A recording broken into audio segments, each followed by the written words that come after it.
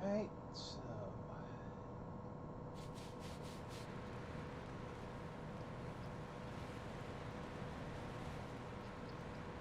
Hello.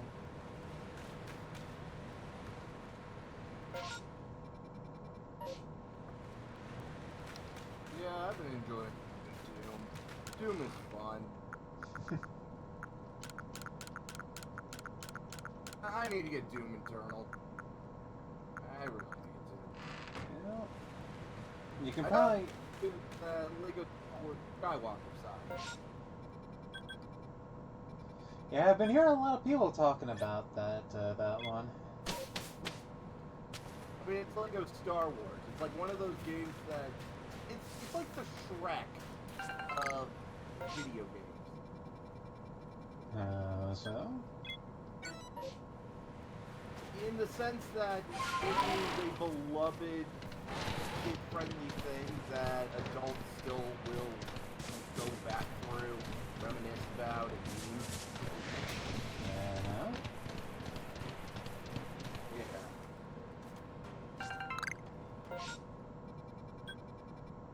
I mean, it helps that it combines some of the coolest things ever, Star Wars and Lego.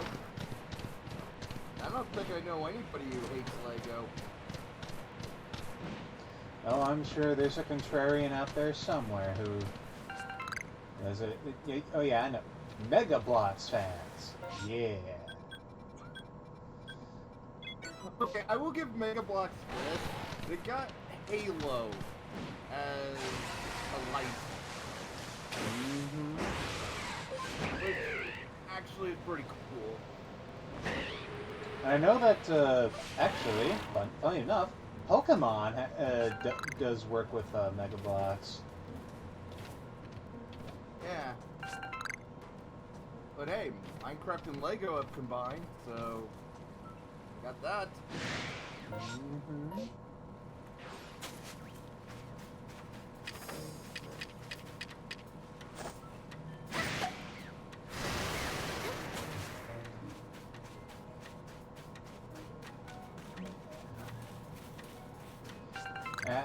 I haven't played too much in terms of like Lego games myself.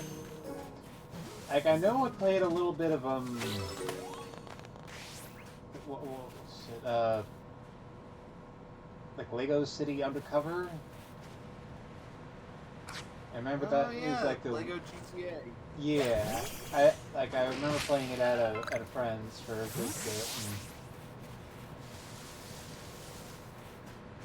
I vaguely recall, like, it might have even been, like, one of the other Lego Star Wars movies, but I remember a very short bit of another one of those, and it's one of those things where it's like, even though I never really got up the gumption to, like, buy one of them myself, it's like, yeah, you know, those ain't bad.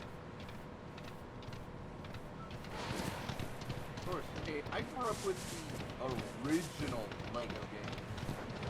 I had Legoland, Rock Raiders. What else did I have? Oh, Lego Island. I think they actually had the Lego Rail Simulator, but that was beyond me.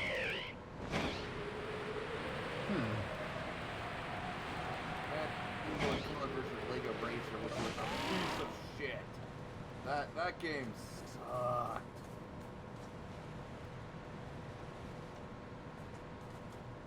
Yeah, I would not really think of the Game Boy as being a platform to do a racer on.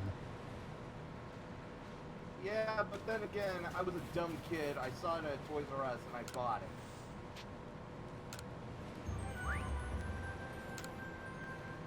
I also had a Dexter's Laboratory game that was just basically elevator action.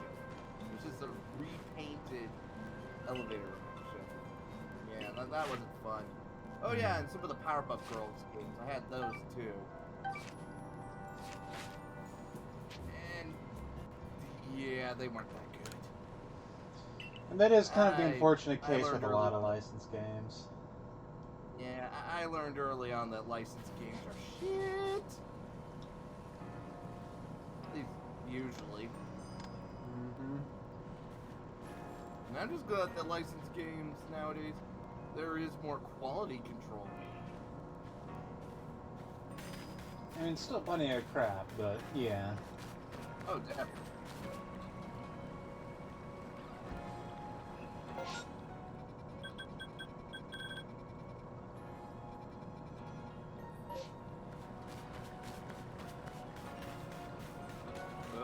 How's it been on your end?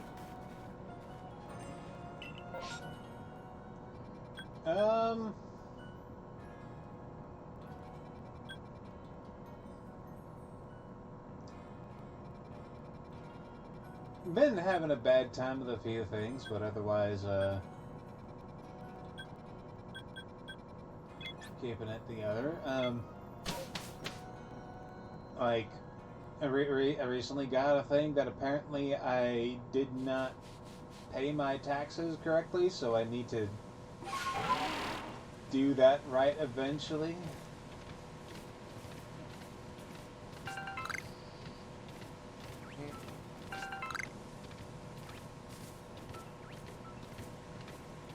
Ain't that a bitch and a half?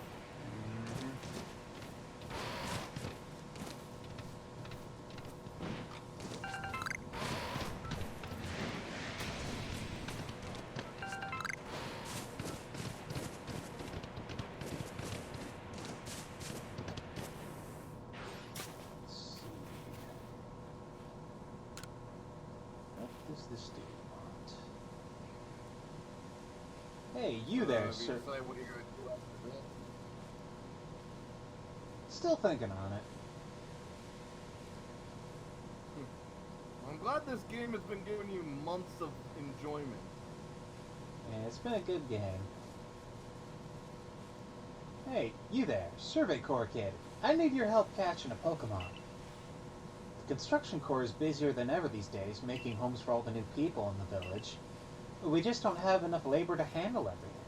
So we figured, why not try and see if Pokemon could help us out? I searched around a while for a reliable Pokemon that wouldn't need much training, and I was lucky enough to find an incredibly robust Pokemon called Machoke. Now, I'd love to get Machoke to join us myself, but I don't have the faintest idea how to go about catching such a strong-looking Pokemon. First thing to do then is to learn more about Machoke. Okay, so what you want to do is, you gotta go up to it, and you gotta outflex him. If you can outflex him, he'll submit to you, because he'll think that he can learn something from you. That's how you catch him. Wow. But you gotta be careful. If you intimidate him, they're gonna fight back. Show me its completed Pokedex entry. So how much? Don't have too much on him, so I might have to come back for this later.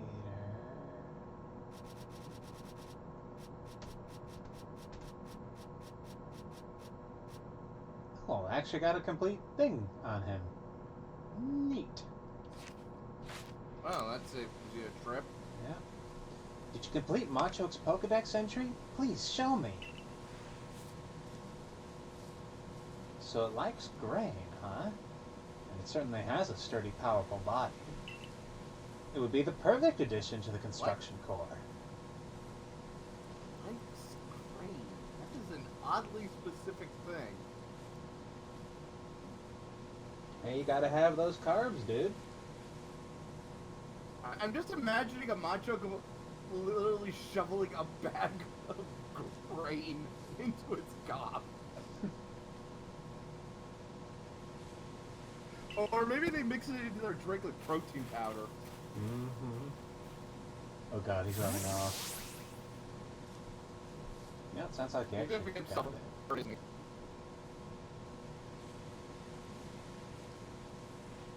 Thanks to you, I was able to catch a Machoke. I guess I owe the Survey Corps one. It really seemed to enjoy the grain cake I threw at it. I promised we'd feed it lots of grain dishes, and that seems to be enough for it to help us.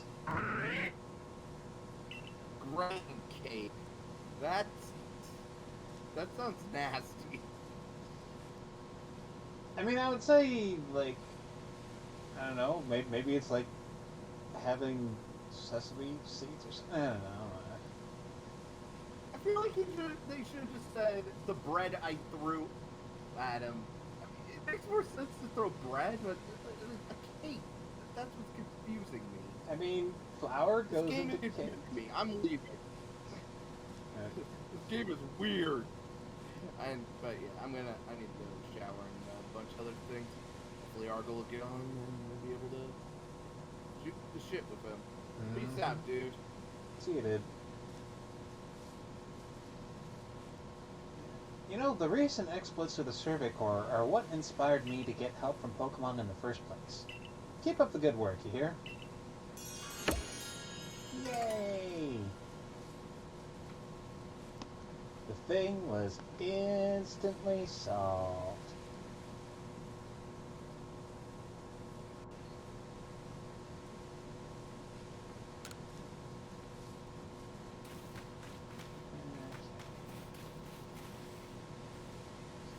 I think that was the only quest I had out here.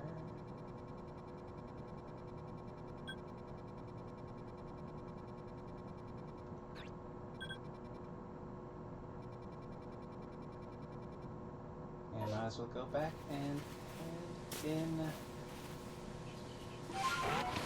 that wisp thing.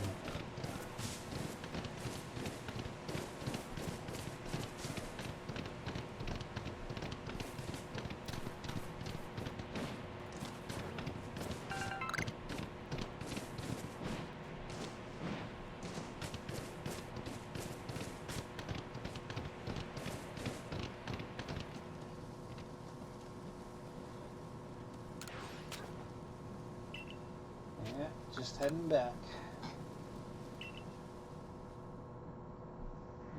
Hello. Hello, Louie.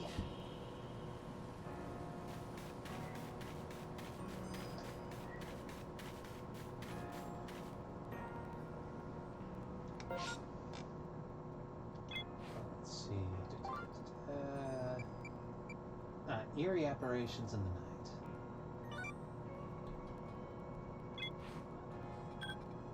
Okay, looks like we can talk to that girl.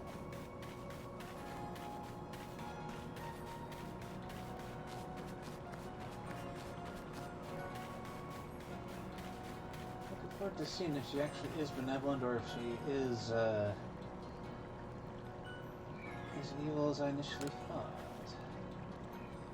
Thanks again for helping me. You've collected 104 wisps so far. Be more to find. Oh!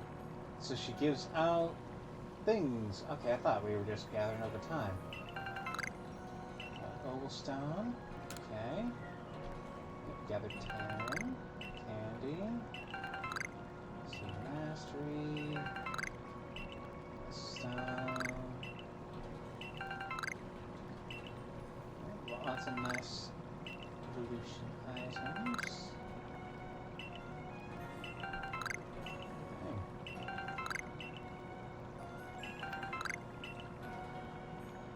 Nearly found all the wisps now. How many wisps are left? Okay, they're all in Jubilife.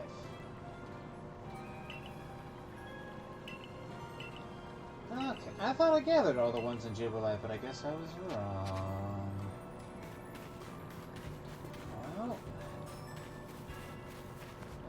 go do sleepy time. On my falls. And make this hunt easy.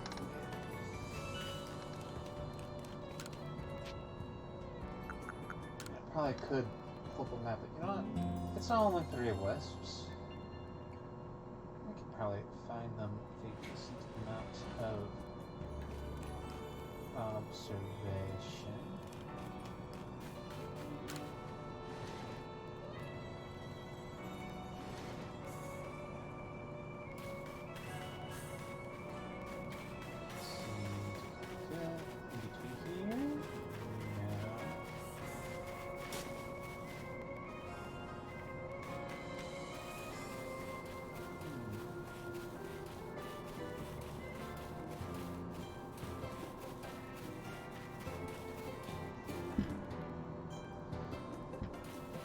Well, oh.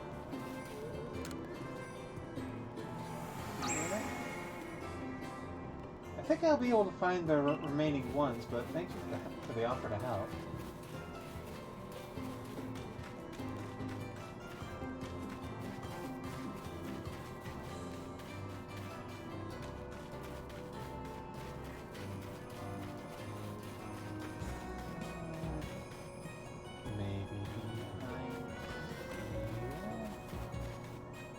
Yeah.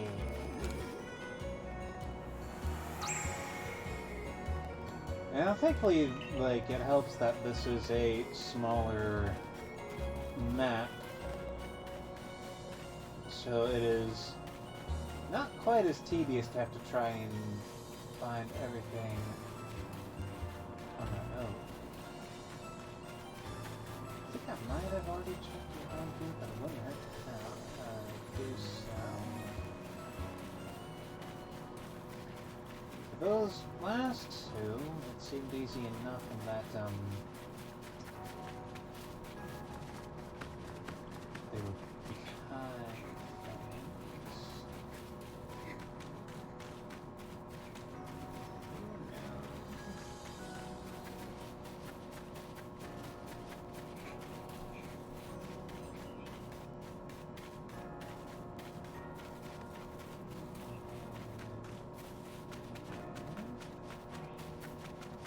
No, I can't get here, or can I? No, I cannot.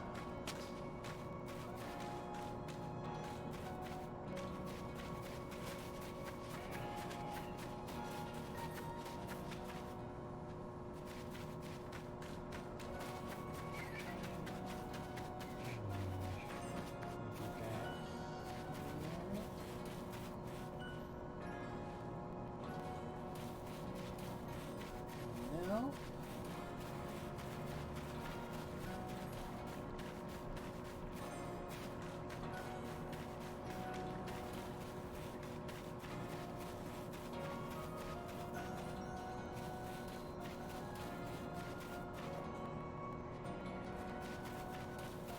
It does seem to be a shadow. Not much effort they put into trying to make this big, cool town.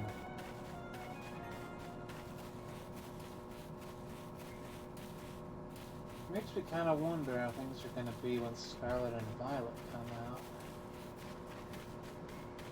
Since those will be modern cities, and hopefully they have a presentation that is on par with what they've done in this game so far.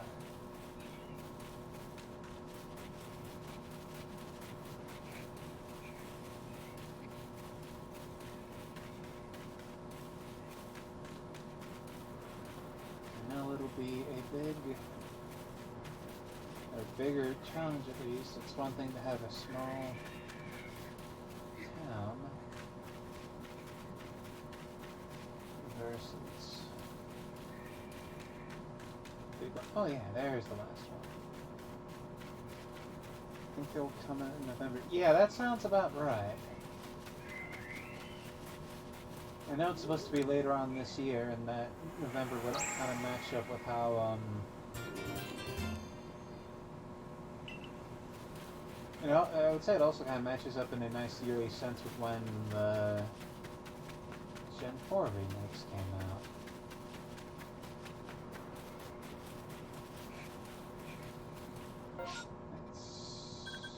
Let's travel up here.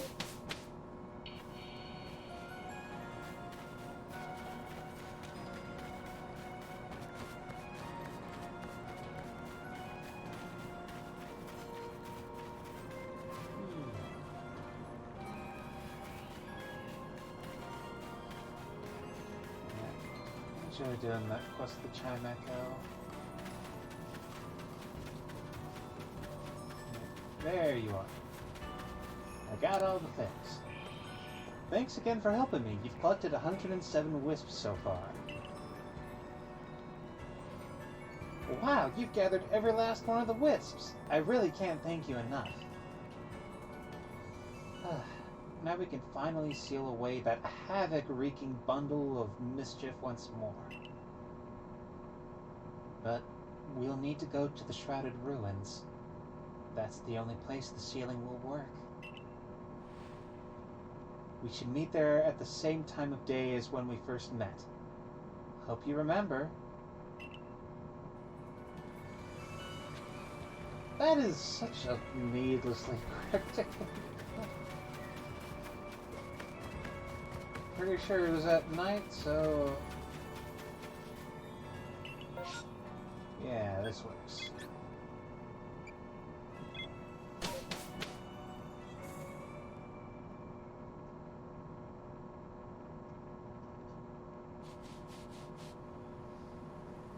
But yeah, it'll be pretty fitting to see all those games coming out in such quick succession. Ooh! Hello. It's a double attack!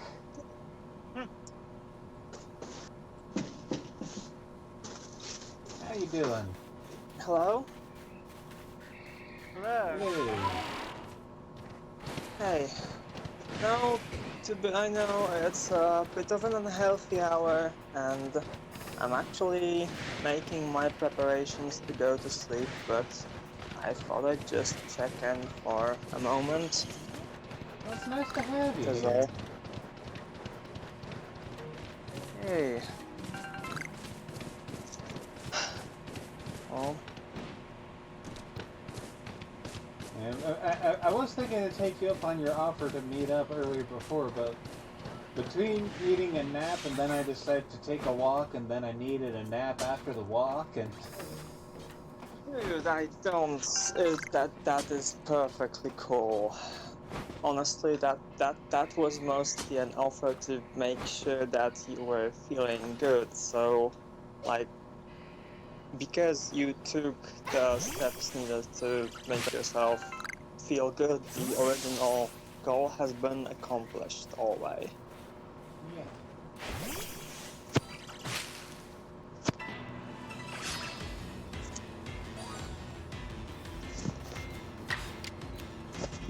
So what are you doing now? I am about to fulfill the wisp gathering quest. Yeah? And I'm still not entirely convinced that the little girl is secretly evil. The green-haired one? No, this one who set me off on the wisp gathering thing. I've encountered too many creepy lollies in the course of my life.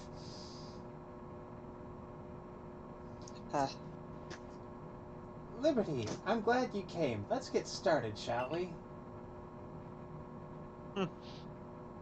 You know, it's kind of a funny thing that you say that, Alway, because, like, in general, people who are into little girls are viewed as creepy by the society.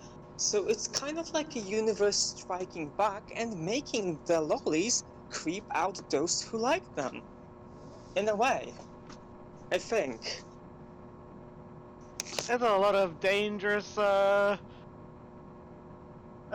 generalizations you just made there. God. It's 5 a.m. I feel like I'm allowed to. I actually... Yeah, I should have gone to bed earlier on. For one reason or another, I somehow ended up staying up. These things happen. Mm. First of all, a confession. I may have told you one teeny tiny lie. About the wisps. There are actually 108 of them. Mm-hmm. I've been holding on to the last one. Could you put it in the odd keystone with the others? But wait, before that, well, Liberty, what do you think of me?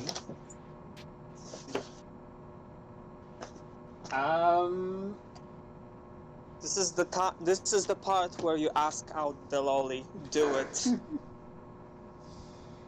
You're a strange one. Strange one, huh? Yeah, you're right. You really do understand me. Here it goes. Final wisp. After this, the traveler who used that strange magic will finally forgive me. Right? Close your eyes for a sec, would you?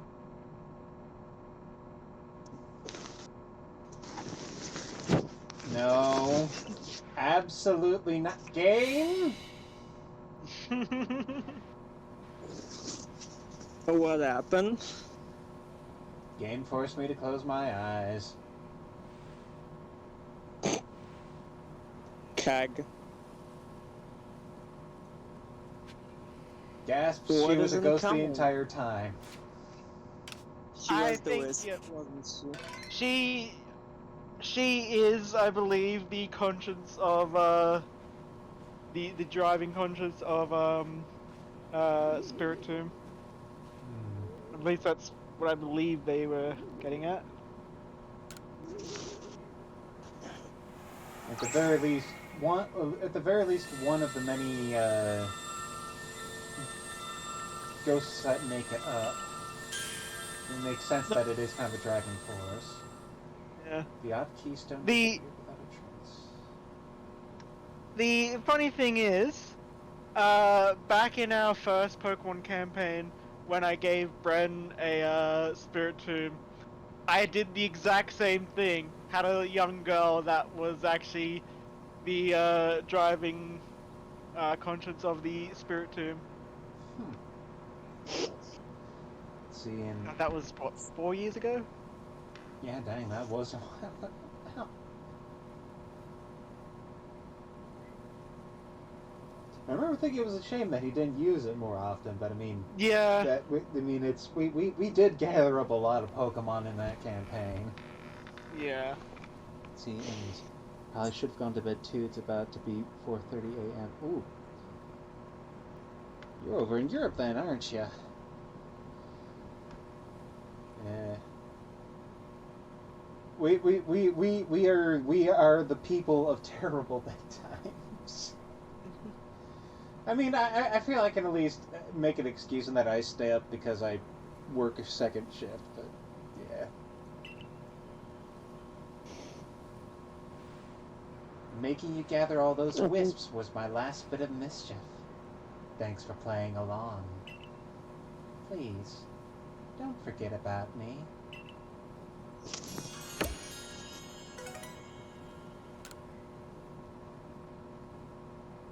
You sense the presence of a strange Pokemon.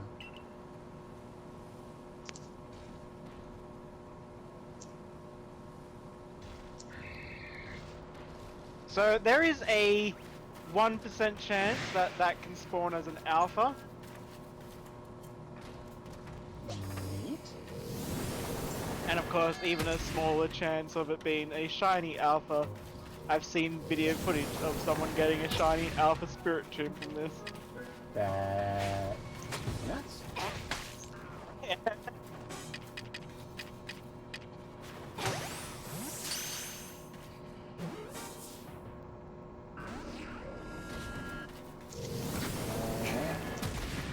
I should just do battle. Here we go. But yeah, with how that dialogue went, yeah, that does seem to be the case. It's fucking guiding consciousness, as it were.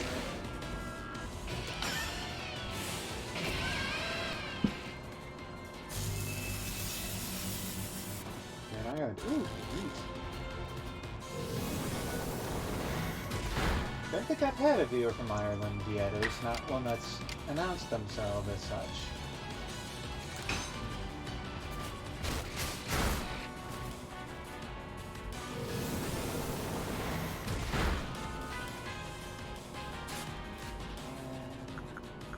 Yeah, I know people do have shiny alphas of this, so it's like unless there is an event, like unless it starts to spawn as a horde later, which would kind of make no sense given the context. Yeah. You know, that's a terrifying thing you just said. A horde of shiny alphas. No. It's well, yeah, that is a scary thing, but no. When a horde spawns, they have higher chances of being alphas and shinies. I believe they call it an outbreak. That's the actual term, yeah. Yeah. There's some kind of strange aura leaking from the cracks? Are they really just cracks? Yeah, originally I thought that was actually going to be like a thing of getting the alpha. Hmm.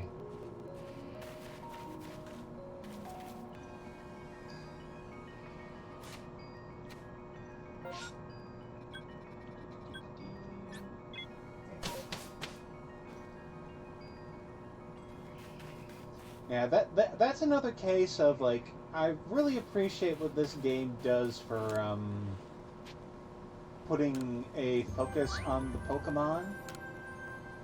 Yeah. Because like that's a neat thing where you almost do kind of talk and interact with the Pokemon as it were, even if it's like, oh, it's like one of the ghosts inside a Spiritomb or whatever, but it's still like you're basically interacting with it, which is like super cool to me. It's like I think it does remind me of a time when I remember it was, I forget which game it was. I want to say it was the Omega Ruby Alpha Sapphire, but it might have been one of the escapes. I remember one method of running into Spiritomb that could happen that I thought was really cool was basically like you would go to this, I believe it was like a sunken ship, and you would pick up the keystone, Yeah. and what would happen is Ruby. yeah, and like you'll go to the pause screen or whatever after a while of feeling like there's something weird, and then when you unpause, the keystone just suddenly appears next to you, and it was like, oh, that is just super cool when they do things like that. Yeah.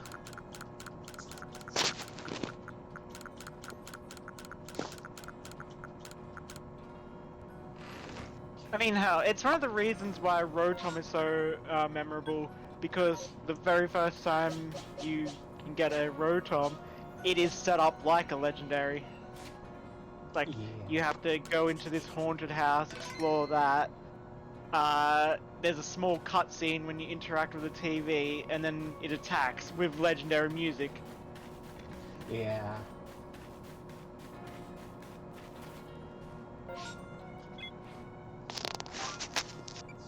It's a little weird to hear that for me as a person who has not come to that. What was that? You?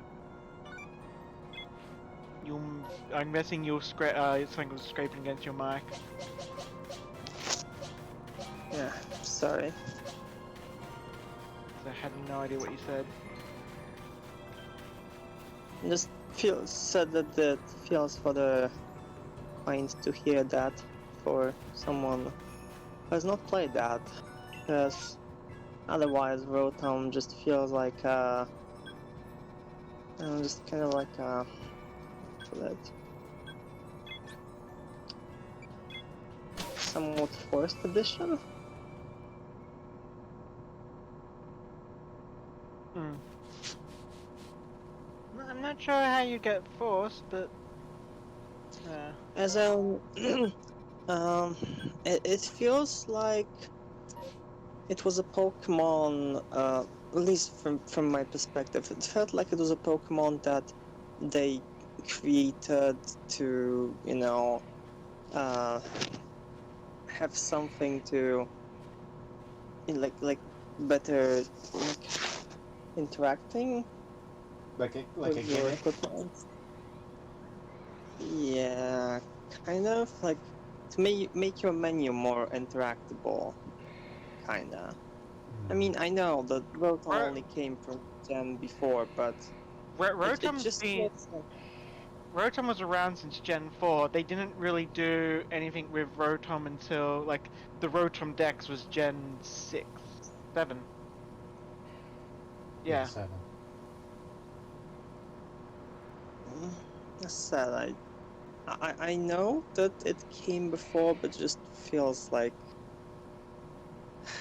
I don't know, just You I don't didn't like have the this context Pokemon. for it. Yeah. Yeah. It just feels weird. You're weird. Yeah, I mean, I am. Yeah. Actually, I think what Rotom was introduced to do was because I think Rotom was also the first. Well, yeah, I don't think they really had any Pokemon with different forms until 4th gen. Let's see. So Rotom was also supposed to be the gimmick of Uh, like, hey, Pokemon objection. can have different forms. Right, yeah. Objection. Uh, Gen 3 cast form. Oh, right, Oh yeah. right, yes. And I think you Forget could about class. yeah, which is such a sad thing because Castform is a pretty cool Pokemon. And I would also say, technically speaking, we have Pokemon with different forms in Gen 2 with, well, I mean, I guess Unknown didn't change forms as an individual. It was just had multiple Yeah, members of a species. yeah. Yeah. Yeah, Castform is neat. Too bad they don't do anything with it. Yeah.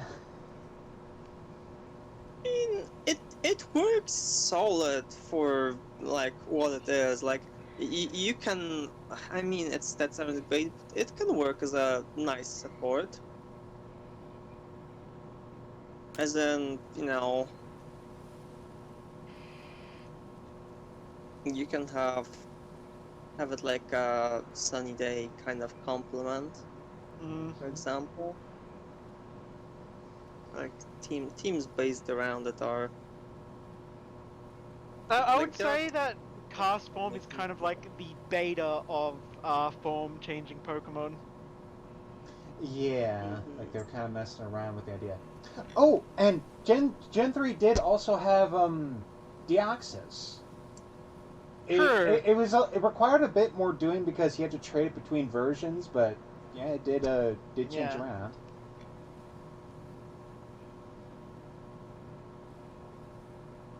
Oh, that might actually that might feed into the whole theory of how like the mythic Pokemon of each gen sort of predict the next generation.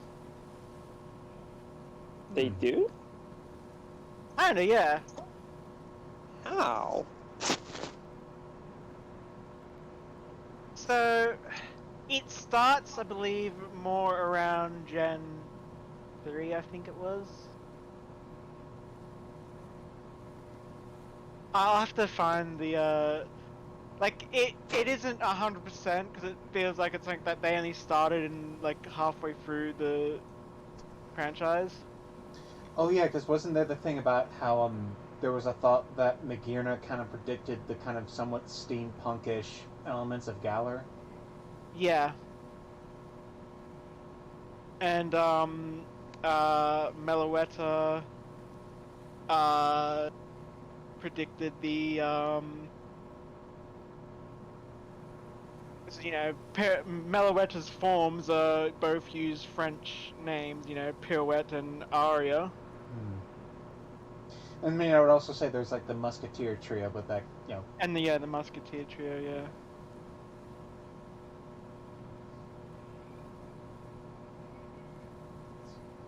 Yeah, I think I'll go for this Daybreak stuff. Done with your investigation? Please, tell me what you found. Pack of Pokemon? That hardly tells me anything. What kind of Pokemon did you see then?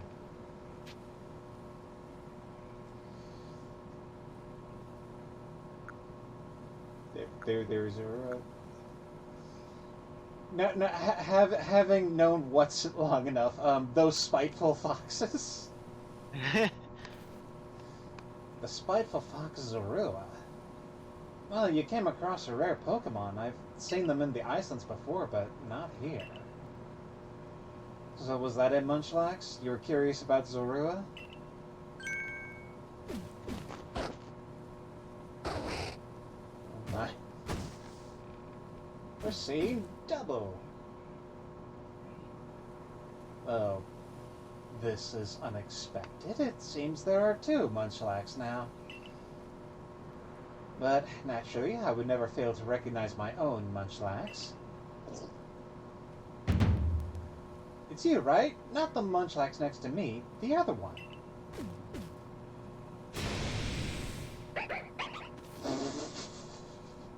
This just made me realize. I think this is like the first Pokemon game that doesn't have Ditto.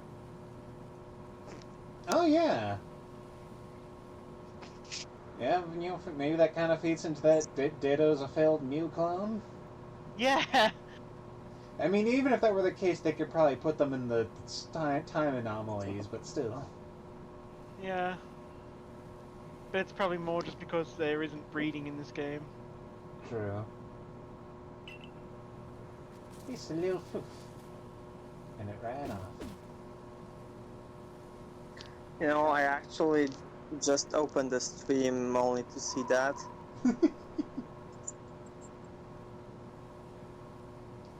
God, I just love that little awkward moment. It's like, so you don't recognize me at a glance, huh? So it was Zorua. How odd for it to appear in the Fieldlands. I only hope that this isn't an omen of something unpleasant yet to come. Well, now you've gone and done it. As a precaution, it might be best for you to report this to your captain. Report back to Cyrene.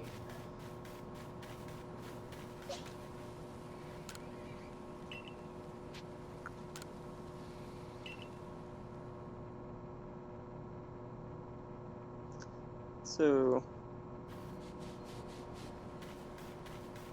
Yes.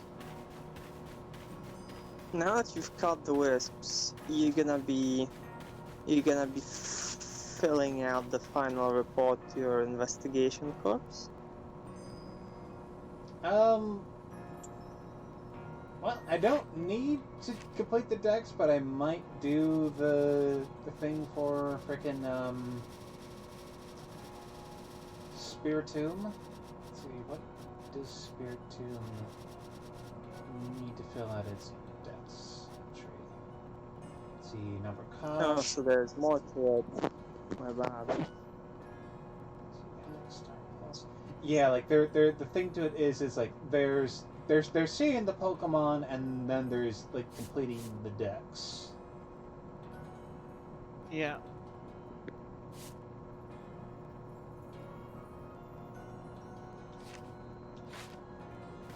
So it looks like just requires getting a few moves done. Yo, what up, Silene? Don't ever talk to me like that. A gathering of Zorua in a place other than their natural habitat. Could this also have been caused by the space-time rift? And I suppose we don't know enough yet to say for certain. At any rate, thank you for the report. Yay. And I got a ton of stuff here. Liberty, things are growing worse.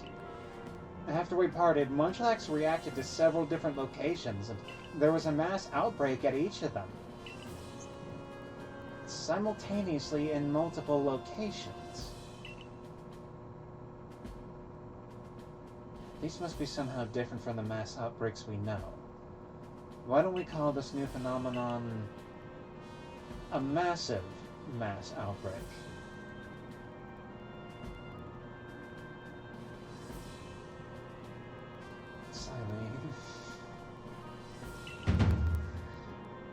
Your new orders are to investigate this massive mass outbreak. It sounds like I can count on you to keep investigating. Now then, I'll be waiting for you by the front gate.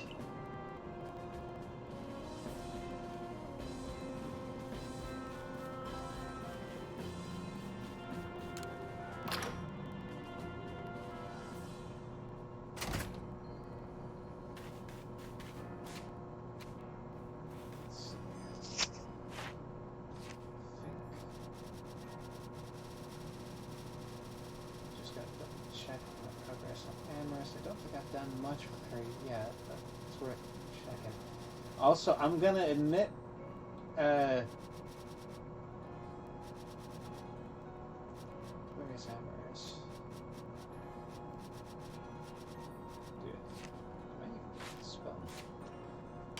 Yeah. Oh, Enamorous. Okay, that's why I didn't see it. Yeah. Okay, so. Yeah, I was going to take a guess, Argo, that the thing, the Sky Siren was going to turn out to be Enamorous, but that was extremely wrong. Yeah.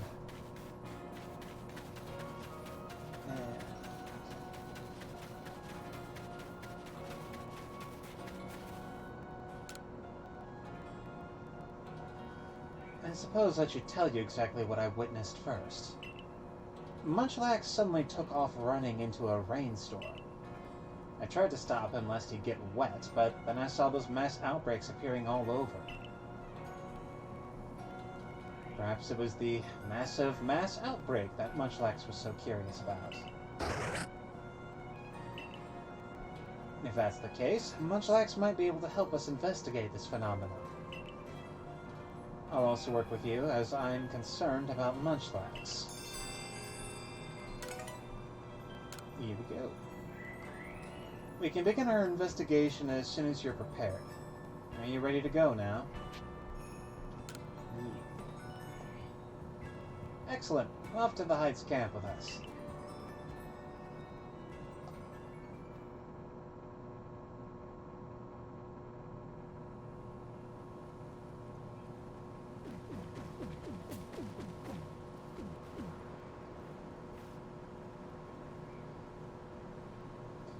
We haven't seen anything out of the ordinary yet, nor has Munchlax reacted to anything.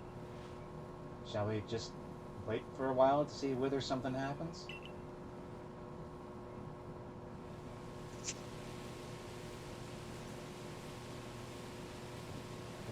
the rain. It's all the effect of that one Zorawa appearing. The rabid crowds of fans gathered upon hearing that the flu was out. It's raining, and it looks like it's going to get worse. Are you worried about the rainstorm, Munchlax? We still don't know what's causing these mysterious massive mass outbreaks.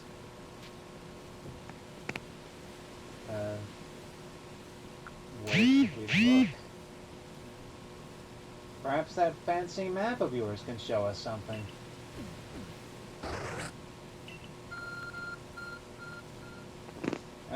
Well, you know, ask and the God phone giveth. Yeah. Yeah. Might as well go here first.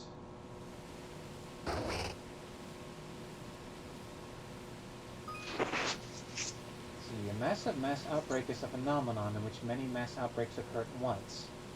Mass outbreak locations are marked by question mark icons on the map, and you won't know what Pokemon can be found there until you go see. These rare outbreaks will dissipate in time, so you will need to hurry to investigate them. Catch or defeat Pokemon at a mass outbreak before it dissipates to finish investigating that particular location. Sometimes, additional Pokemon may appear immediately after you complete your investigation. Nice. It seems you have some idea where to look for those outbreaks now. Why not check out a few? Seeing at least 3 ought to give us some idea of what is going on.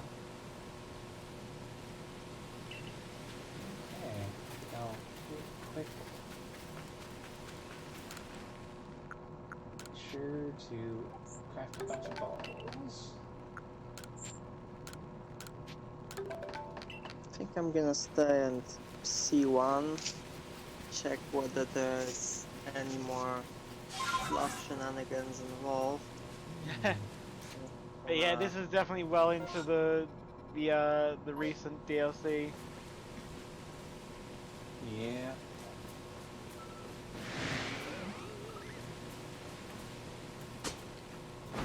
You got DLC for that game already?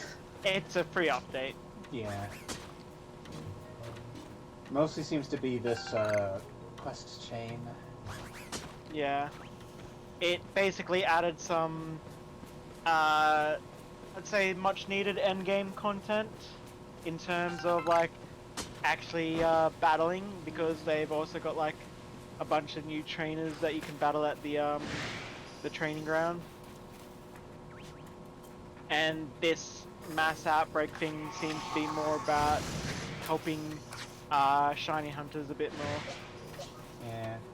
And oh, the mass outbreak is Zubat. Well, Oh my god. Was expecting Flood, but instead got PTSD. Good times. Alright, that's a good enough signal for me to go. Oh guys. See ya. Howard.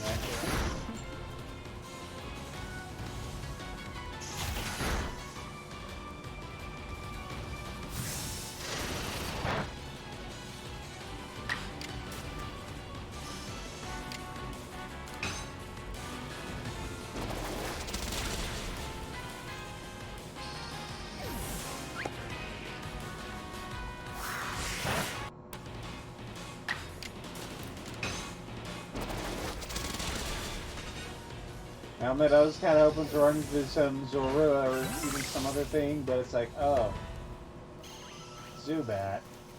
Okay. Alright. Fight me, you freaking thing. And I guess it's got a chance for it to also spawn their evolutions, which makes it a little bit different from normal outbreaks.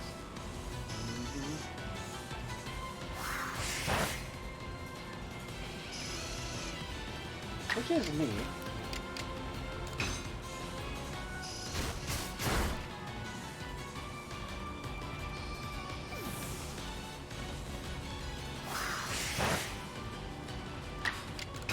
Yeah, that is one of those things like I love that Game Freak has kind of done with Pokemon a few times, is establishing certain relations and connections through game mechanics.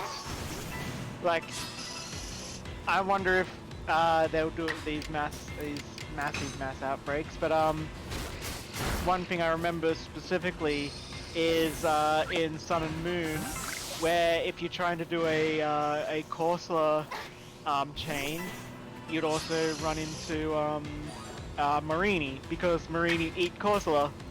Oh. Interesting. So it'd be like, you know, Corsola calls out for help. A Marini shows up, and it's just like, Aw. Oh! This is the last thing I was asking for. Yeah.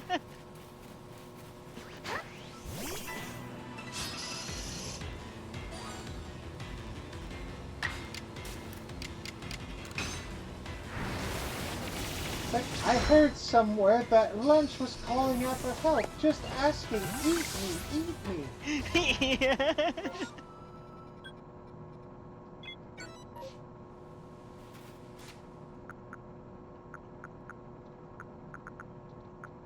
I think it was the same. I don't think it was available until after you did the. I think it was only an end game, but I think there was a chance for you to get frickin' Mimikyu showing up during a Pikachu chain. Don't quote me on that one. I'm not sure if that one was just me misremembering. Yeah. Still would be neat if so. They're around, boys! They are far away from their normal. I mean, I guess there is water over there, but it's still not exactly. That is Arctic cold. Yeah. Well, come on, little guy. You're gonna be a ball inside of a ball.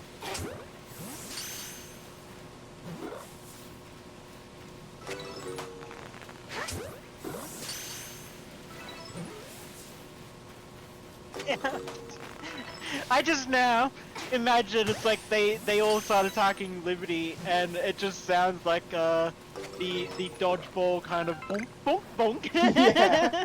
Just that empty rubber sound. Yeah.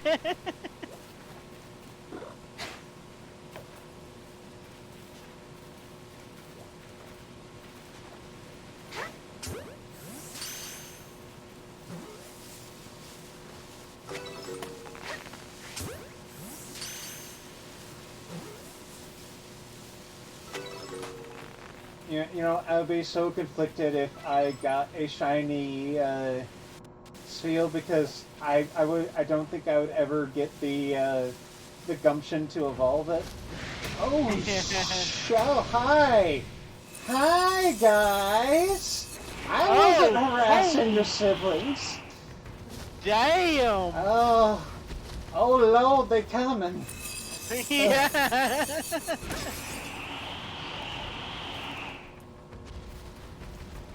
Oh. So I guess these massive outbreaks are also a way of hiding the chance of shiny alphas. Yeah, like, I guess it's kind of one of those things, it's like, you know what, yeah, you've done so much to get through to the end game. Have yourself an increased chance of finding alphas and stuff.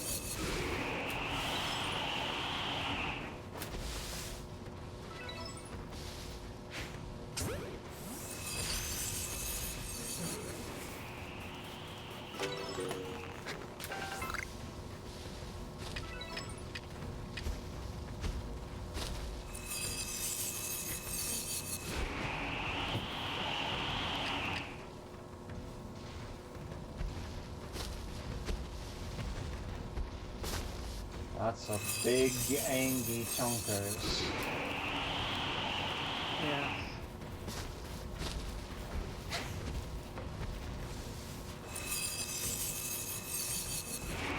Much big, very angry.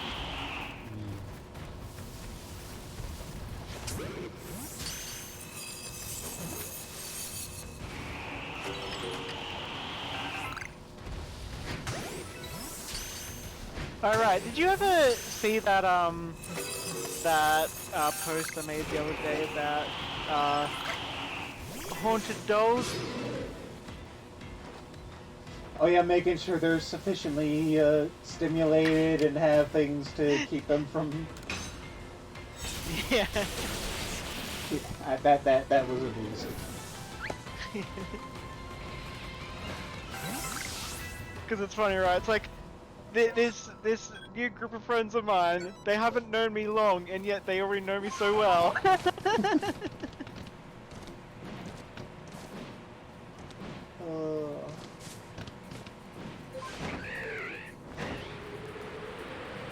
nice when that happens, when people just get so. Yeah. And what is over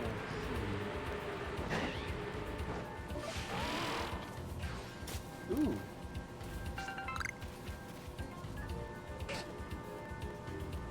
A bunch of hot My Little Ponies. Ah, spicy horses. Yeah.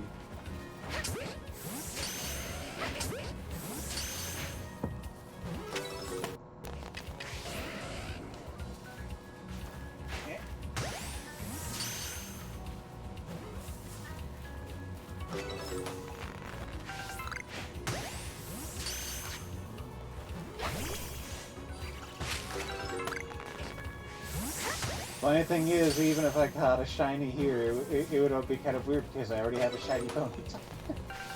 Yeah.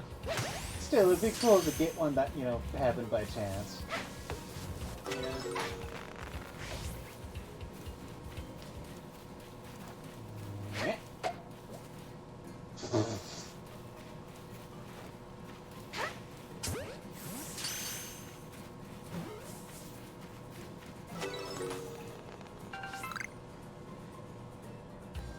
Seems to have ended. Ah. It's only been like 2 days, and I'm already sick of all the political propaganda. Alright, yeah, because you got some voting stuff coming up for you, don't you? Yeah. Fun times. And a good like 70% of Australian media is owned by Rupert Murdoch, and Rupert Murdoch wants, you know, he sides with the Liberals.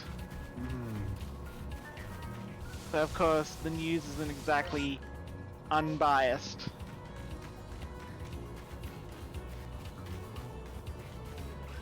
You know, personally, for myself, I barely look at the news anymore myself. I have the unfortunate effect of my nan. She turns the radio on in the kitchen, which is at the center of the house.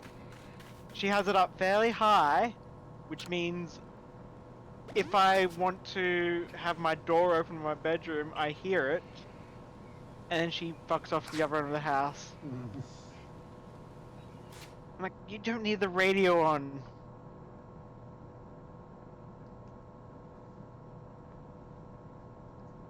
Yeah.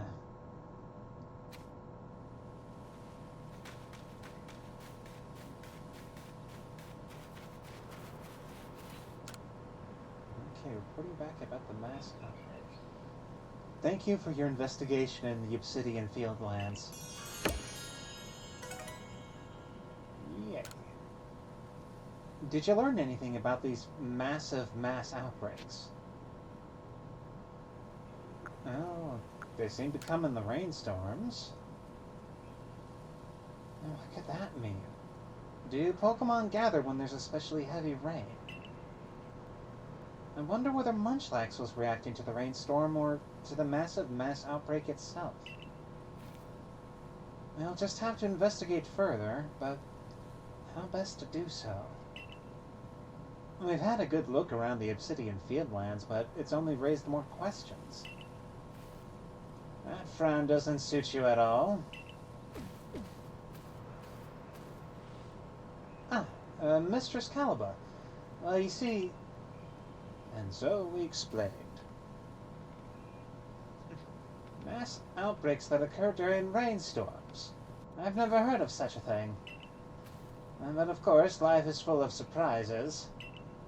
After all, it's not often that Pokemon from beyond our world appear at the Temple of Sinnoh either.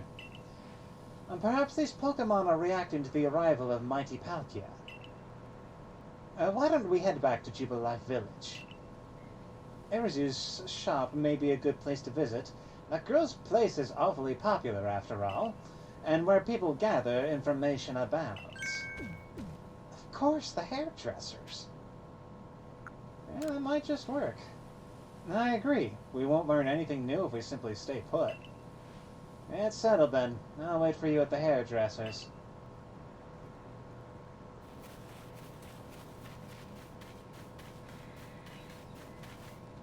Well, I caught a bunch, Prof.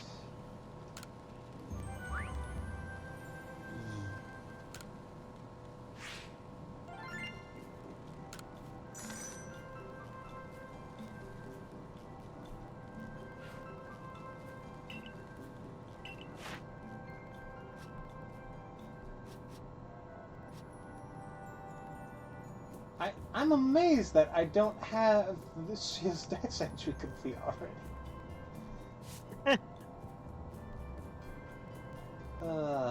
I mean, I guess I've really only caught a few, but still, like, oh, I've got Wolfer. I mean, I guess I did catch a bunch of those Alpha Celios, so.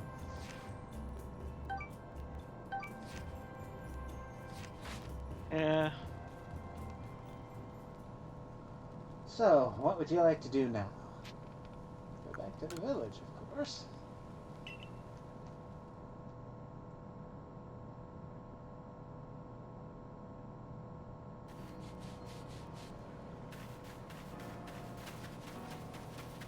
And listen to the talk of the town. Oh, Liberty. Mistress Caliba's waiting for you. Come on in. Oh. Hmm? I'm gonna have to head off. No? Yeah. I got some stuff I need to do. Alright. I wish you good luck. Sorry, I couldn't and stuff. stick around as or usual. Yeah, it happens. Hopefully, Right. get to hang out later. Indeed.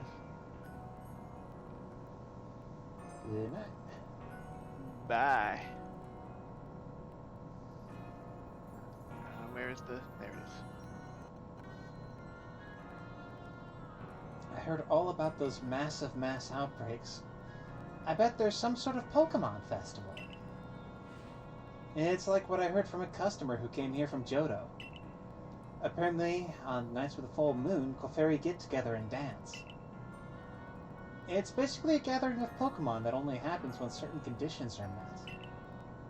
Sounds pretty similar to massive mass outbreaks, don't you think? So, massive mass outbreaks could be a festival for Pokemon to enjoy the rainstorms. You really think so? It seems to me you're still biting your tongue, Arizu. Have you heard anything else? Well, I did hear something weird from a Diamond Clan friend of mine. And what was that? And they said they saw a mass outbreak of alphas in the Crimson Mirelands. But seriously, do alphas ever gather in groups? My friend must have made a mistake, right? Alphas grouping together. If this is part of a massive mass outbreak, it sounds dangerous. Even the Lady of the Bridge would be no match for a mass outbreak of alphas. It's natural to worry about the unknown. That's why Liberty is investigating this for us, no? To put our concerns to rest. You're right. It seems our next step is to investigate the Crimson Mirelands. Marking that down.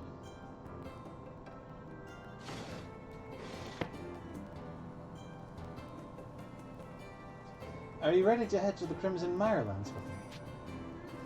Yep. Excellent. Let's be off to the Crimson Mirelands camp for some massive mass outbreak research.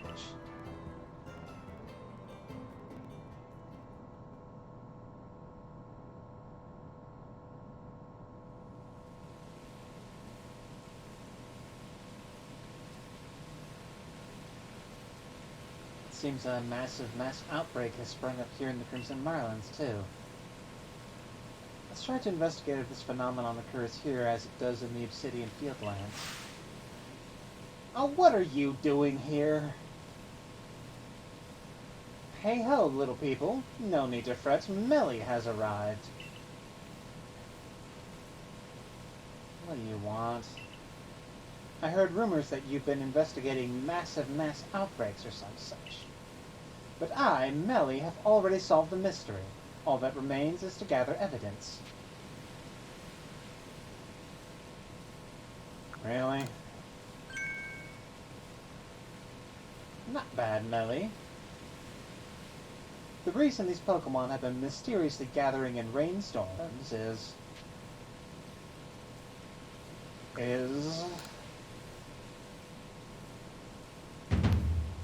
to give praise to the great Melly, naturally.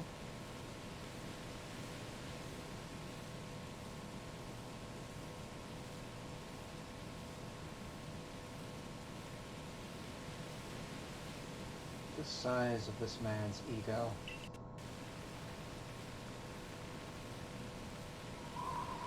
My thoughts exactly. Don't look so sour, you two.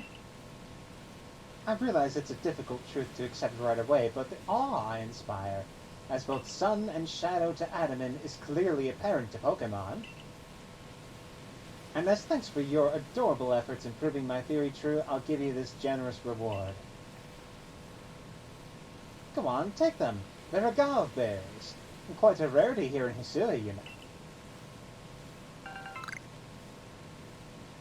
I'm not sure if I should accept these because they'll only encourage you. As for why these Pokemon gather during rainstorms, well, that's surely to represent how I'm simply overflowing with wonderful qualities. I was really hoping for a moment you were just doing a bit, but...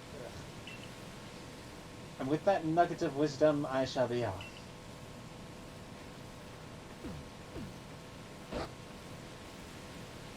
He was very shy and withdrawn as a child, until one day when he announced he was going to work hard to help Adaman. I was happy to see him grow more optimistic, but I fear he may have taken that to extremes. But agave berries, where could he have found them? Munchlax, did you just eat some of the agave berries? What the fuck the agave berries?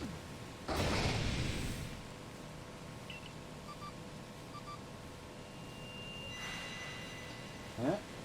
God phone going off again. And what's this? It looks like your fancy map is responding to Munchlax again.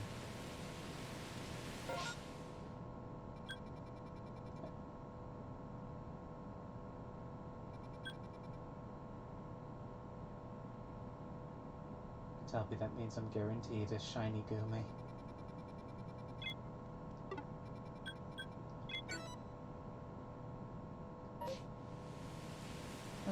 Now the map shows not only outbreak locations, but Pokemon there as well.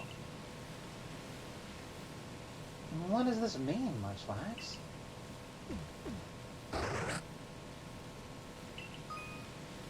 While massive mass outbreaks are ongoing, you can give agave berries to mice Munchlax to find out what Pokemon are appearing at each mass outbreak location. Pokemon icons with a sparkle mark the locations of special mass outbreaks, while those with a berry indicate mass outbreaks where you may be able to receive agave berries.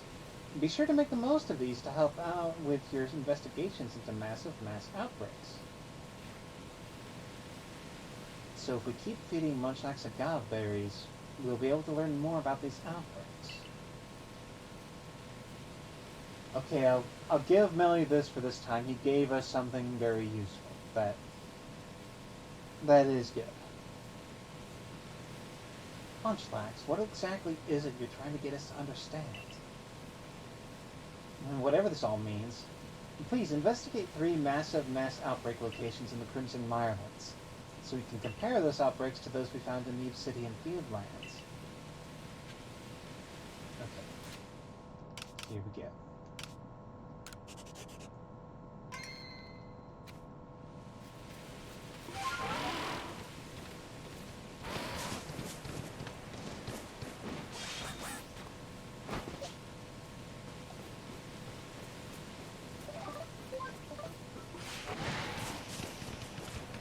Running past the angry bugs.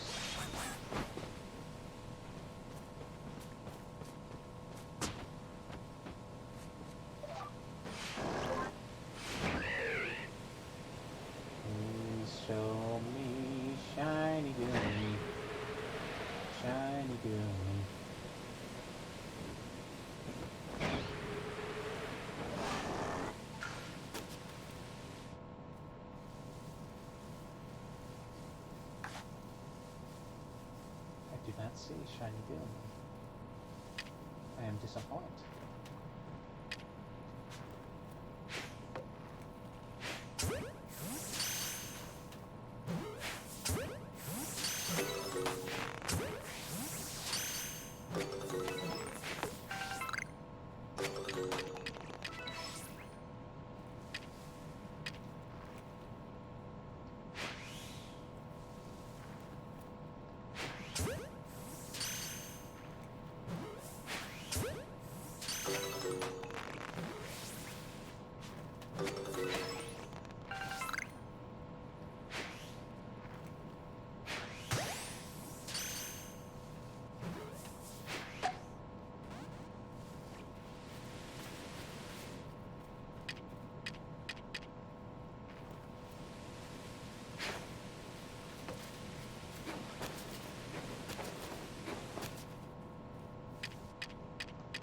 Well, no shinies so far, but Gummy's pretty cool.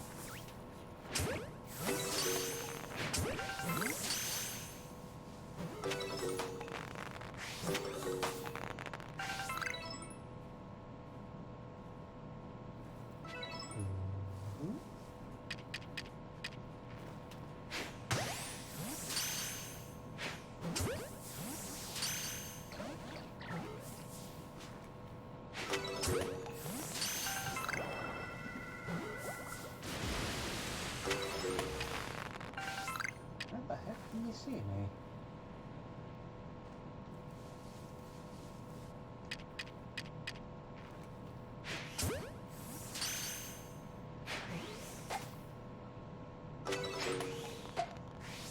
Oh, come on.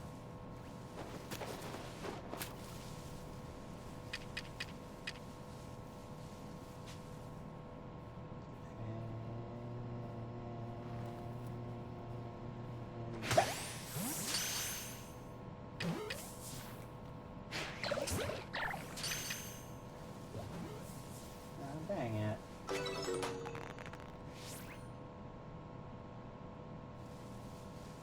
there... Oh, one more.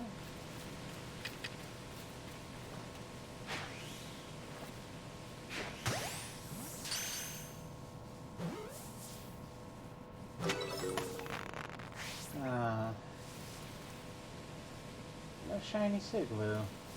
Sligoo. Oh well. Well, let's head back up here.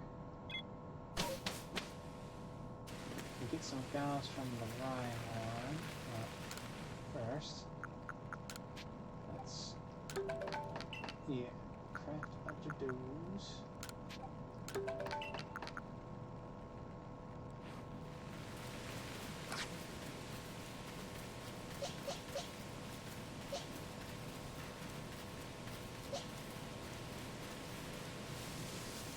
I should mark that down. And I think I might go for the Spirit Team after this if the rain keeps up.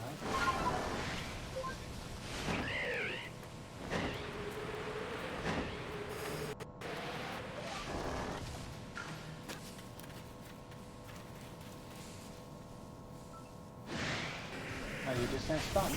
Alright. So do I have something that can hit you here, dude?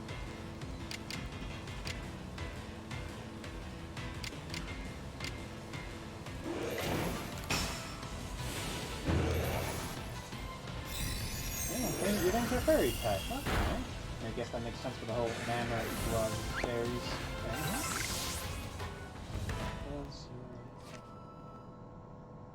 Strong and agile styles. Okay.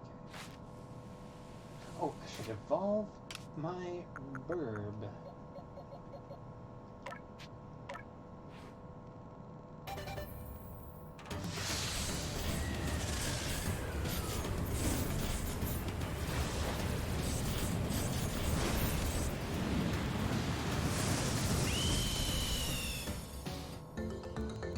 This thing is blue.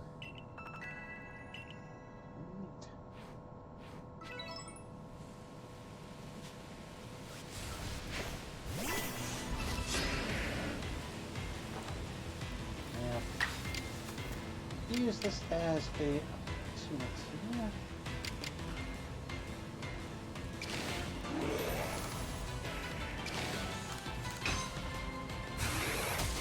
See if it gets filled out.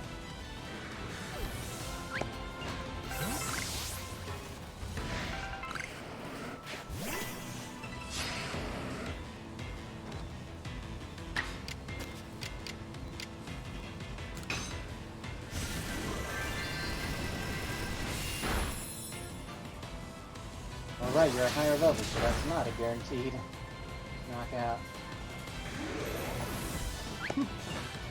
Or that can still work out. Cool. Better heal you up, though. I only need 100 HP.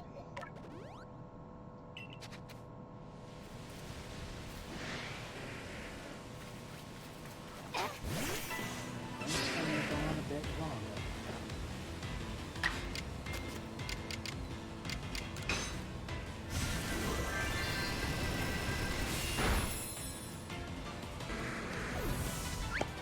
I wonder if there's gonna be like a lore reason that comes out to explain why the Gala berries power up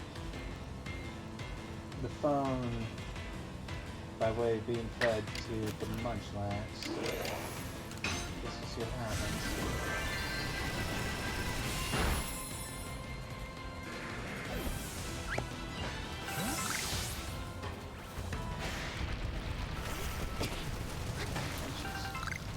I didn't want you to break the ammo.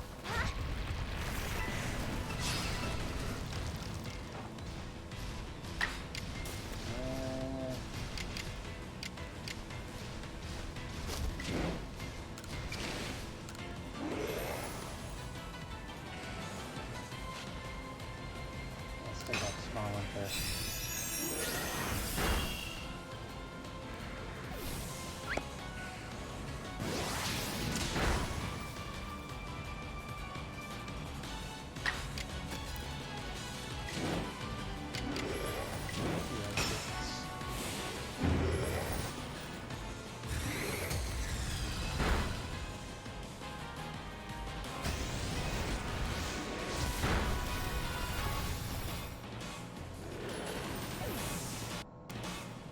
Not how I was hoping that would turn out, but okay.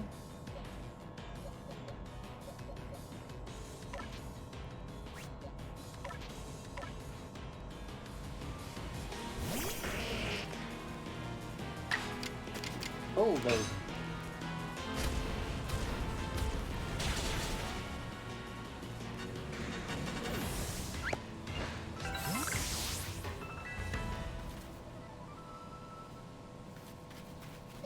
Any more idea?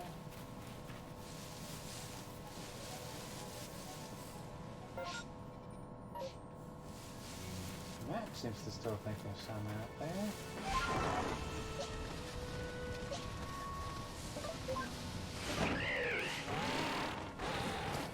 Oh, there you are.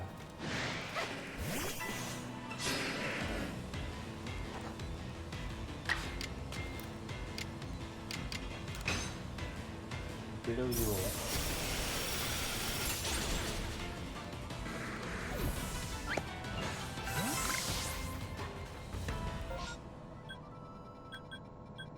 Now let's go over here and check out that Spiritomb outbreak. Let's see. Do I rest a little while screaming over?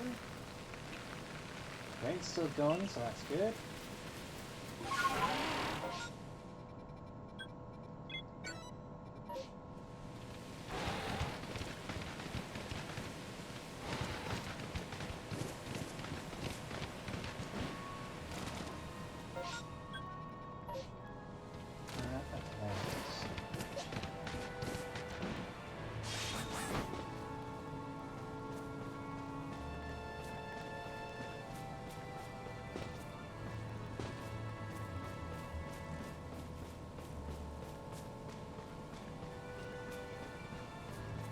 And that is indeed a mass outbreak of Spiritomb. Weird! Spray ourselves down.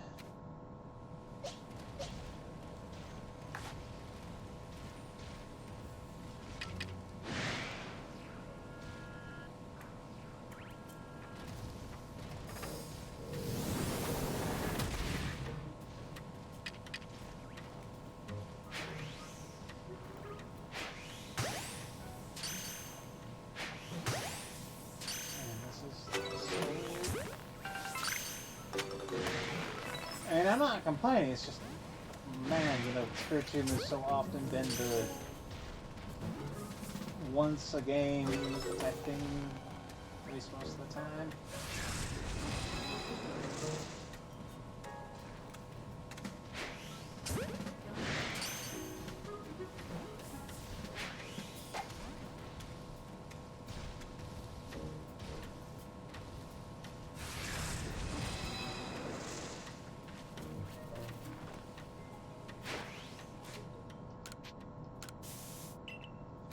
Keep that stuff right.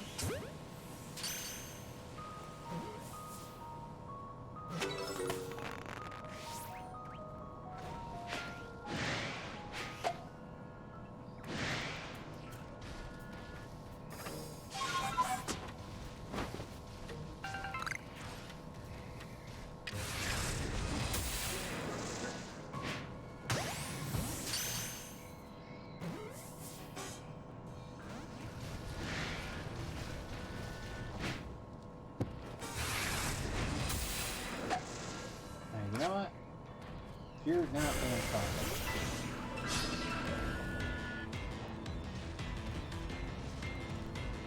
Man, that effect for like the spirit disc or whatever it is weird.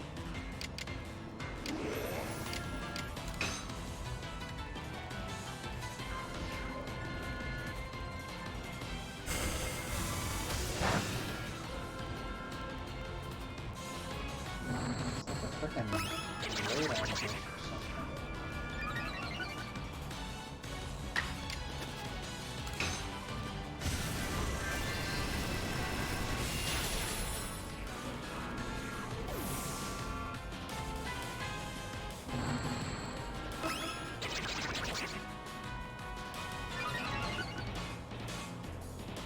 Like, looking at that graphical effect, I guess it's like there's like a disc that the green stuff is floating in, but because of how the shading looks, it's like almost looks like I'm looking into the portal. It's a neat effect.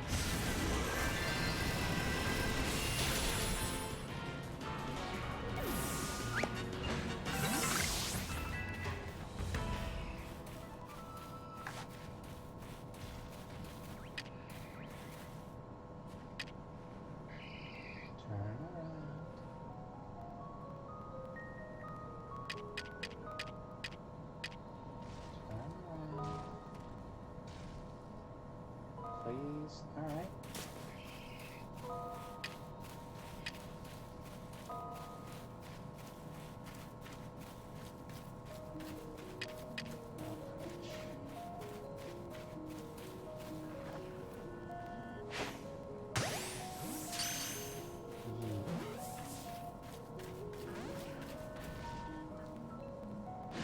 Oh, come on, how could you see me? Alright, fine.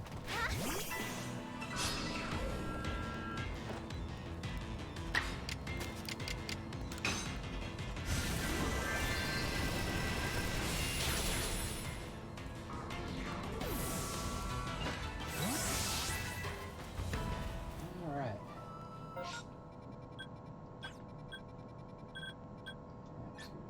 Head back. I will first rest.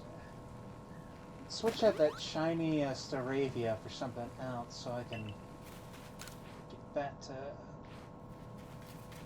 raising and evolving in.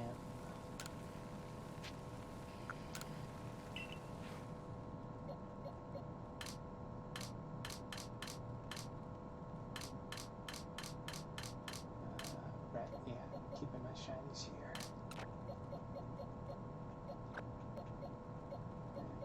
What else?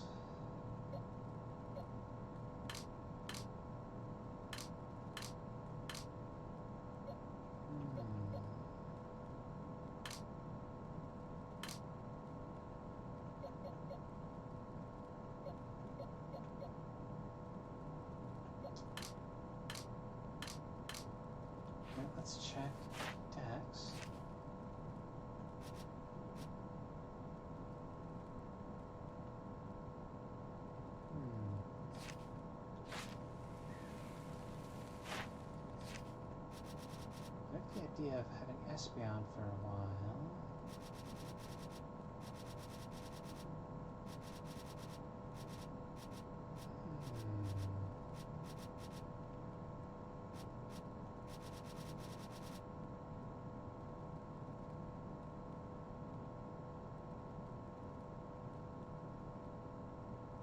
Do need to fill the thing up for tonight.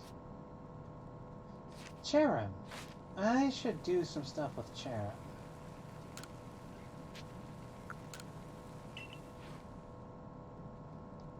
I mean, after all, I need to do that dex filling.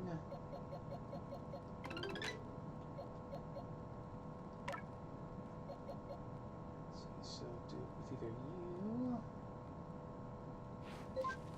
I didn't mean to do that. Search. Yeah, good thing you're not far down the list of searching terms. It's you or you?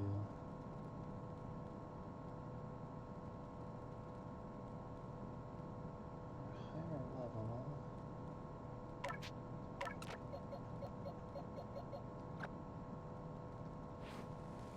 And what do I need to do for you?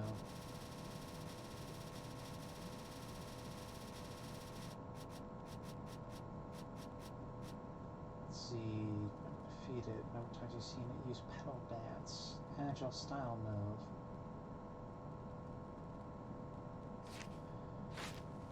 Okay, I guess I'll have to switch some things around.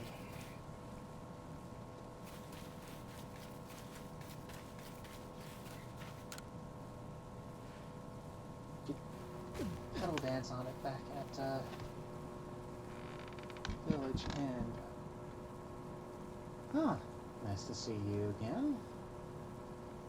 I hear you finished your investigation in the Crimson Mirelands. Well done, Liberty.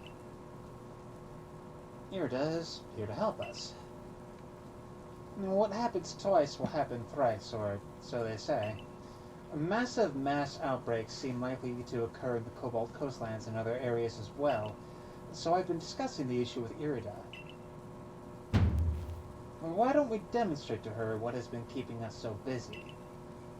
We could turn our investigation to the Cobalt Coastlands next. Ah, yes, Munchlax. I know what's been keeping you busy is eating. Don't worry, you'll get your berries. But I still wonder, what lies behind Munchlax's strange reaction to eating agave berries? How does he know which Pokemon are gathering where during a massive mass outbreak? Some kind of superpower? Perhaps. Hopefully our investigations will shed some light on this mystery. Well, let me offer you a hand. I've learned some things about massive mass outbreaks myself. I knew the leader of the Pro Clan could help us.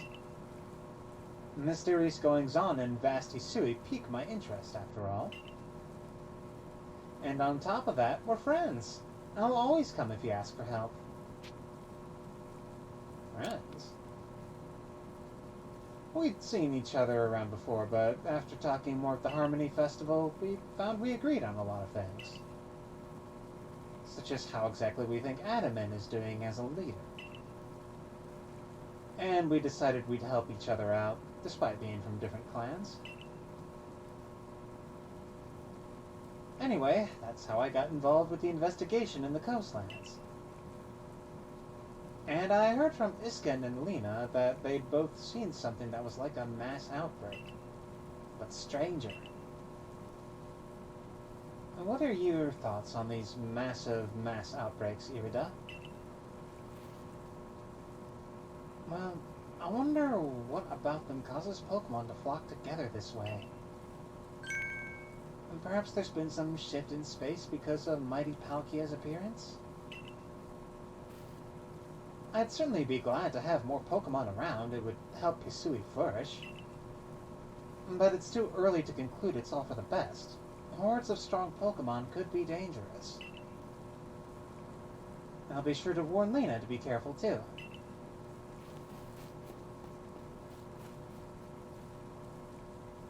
I'll head to Jubilee Village once I wrap up a few things here. We can meet at the front gates when it's time to set out on our next investigation. Yay. It's nice that they're kind of sort of reimbursing us for all the balls we're using.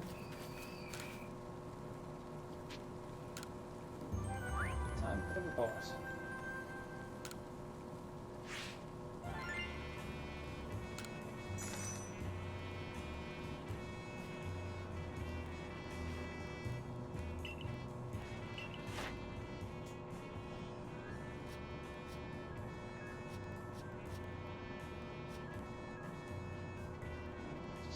Do some more.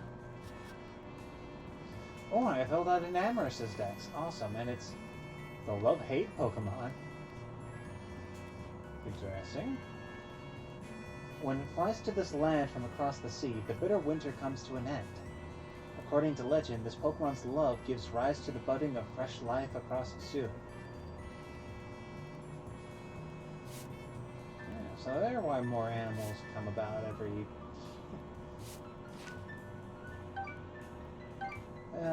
still crawling my way up to that 10th star. Alright, we can also switch out an Amarys.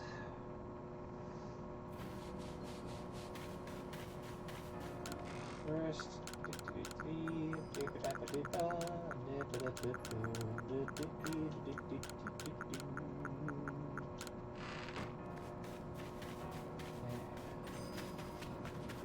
here we go.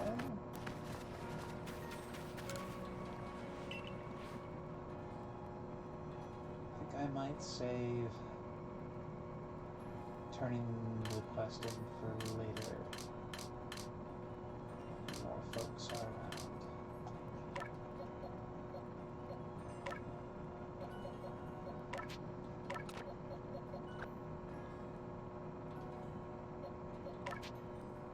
Let's get you dudes together.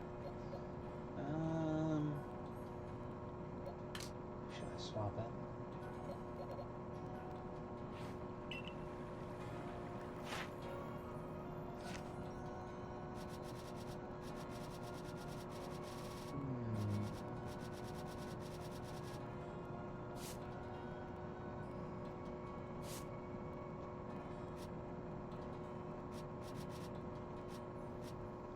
Yeah, I guess I still need to catch those ones, huh?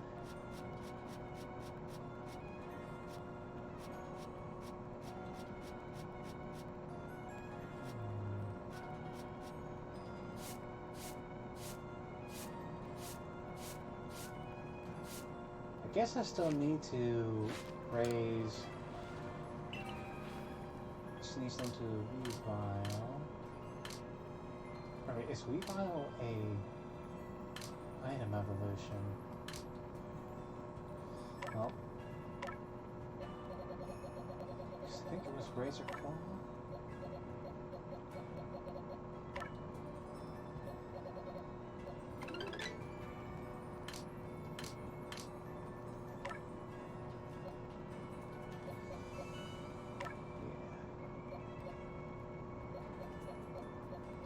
See, 36, 38. And there's also the moves to take. You all kind of have a similar move pool, don't you?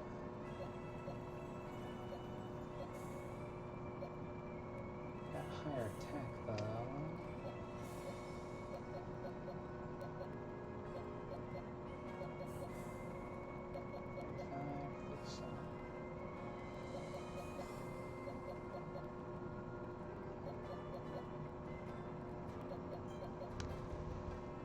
You seem to have better stats.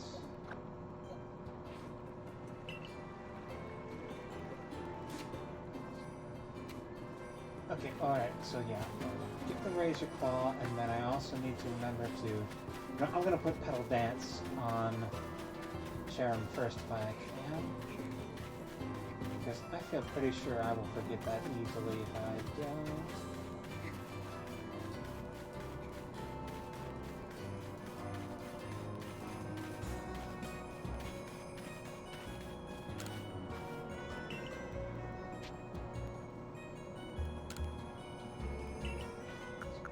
Sharon.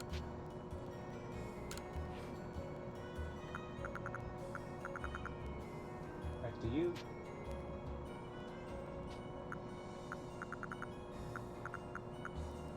Do you already have it? I should check that. Yeah, let's see.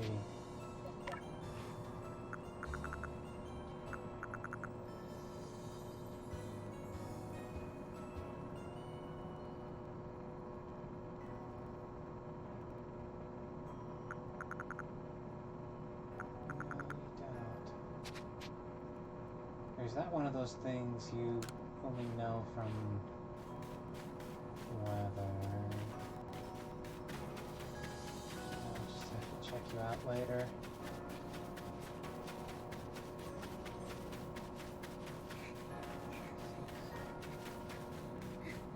Yeah, check out Sneasel. That's Razor Claw. Hello. God damn it.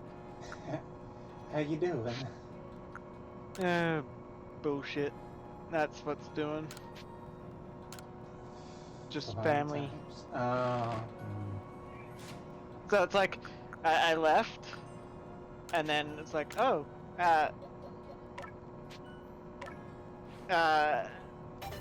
owie. Yeah. So it's like I left. It's like had to do something, and then it's like, oh wait, no, you don't need to do it anymore. It's like this is like the third time today that I've disrupted like this. I'm like, that's it. I just need to vent on some Fortnite. That is fair enough. Oh. Oh.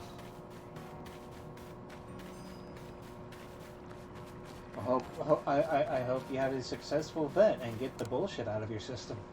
I did have a successful vent. Yay! I got kills and I blew people up with C4. Now, see here, this is how we see that video games cause violence in the young people. Yeah, I don't know. I guess that was my out-of-touch senator voice, yeah. Yay.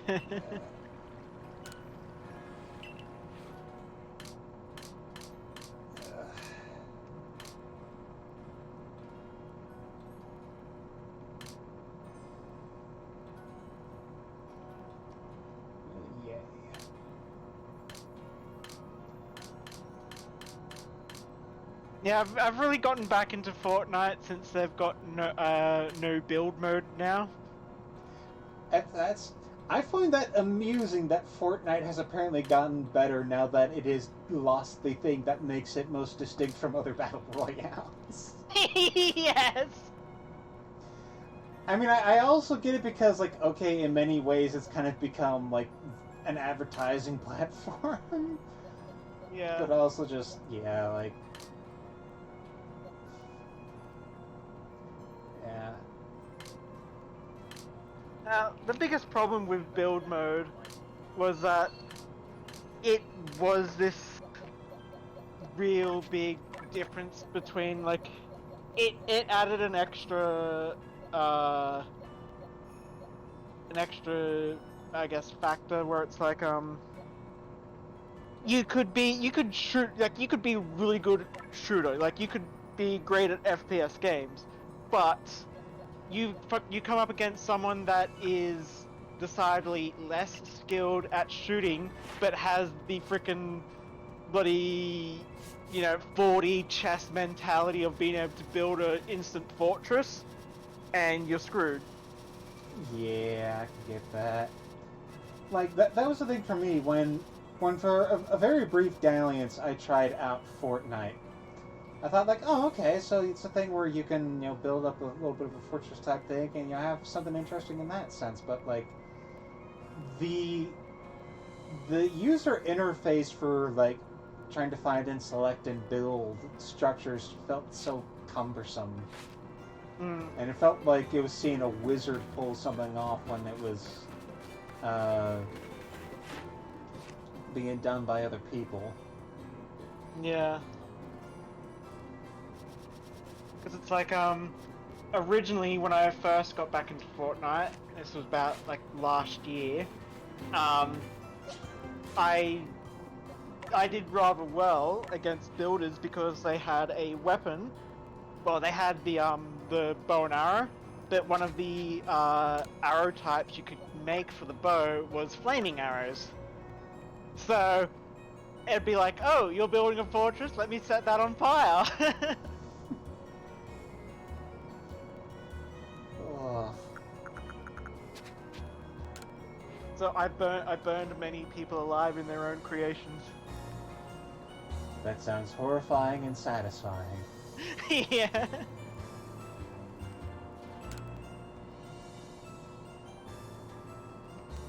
The next step of our investigation is to look for massive mass outbreaks in the Cobalt coastlines. Thanks as always for the help. It was one of those things. I found I came to the realization that there can in fact be mass outbreaks of Spiritomb, which is Yeah. weird.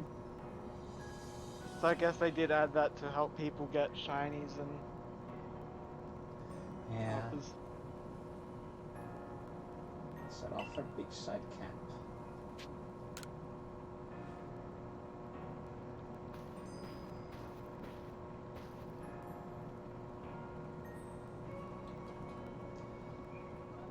Weird seeing this guy when it's not freezing cold. What a fine surprise meeting you two while out fetching supplies for our settlement.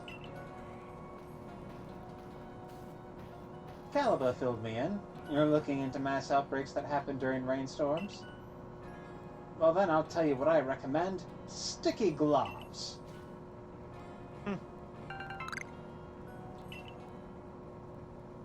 Hitting a Pokemon with a sticky glob will slow it right down. I bought the recipe at the Craftworks myself by request from the settlement. I better get back to the Icelands. Not that it will take much time with well-trained legs like these.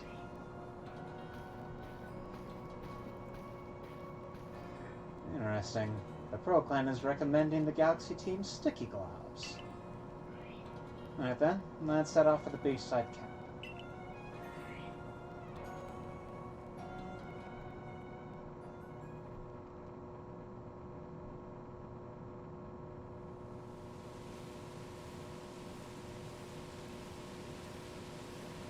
It seems we've arrived in time to catch another massive mass outbreak. Remember Garrick's advice. Perhaps those sticky globs could be a big help. Now then, let's begin our research. You can let me know if you wish to give Munchlax some agave berries as well. It will bring you a bit of insight into the Pokemon gathering in these massive mass outbreaks. So yeah, that's the thing, that mechanic that was introduced in the last map. It somehow, giving Munchlax a special kind of berry will activate a thing on your phone to precisely identify what Pokemon are in the outbreaks. Huh. Don't have enough, what? Oh, I must have taken them out of my inventory.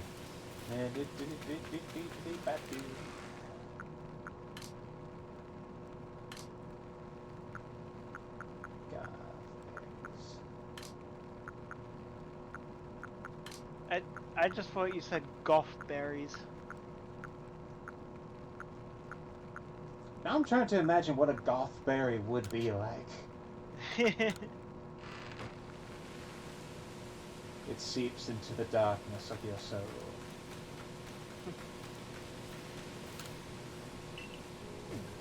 It's a pale white berry with black around the edges.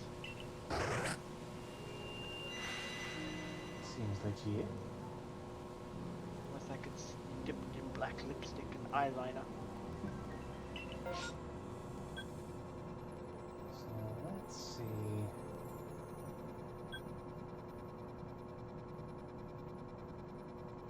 First, I'm gonna go for the happy because they got more agave berries.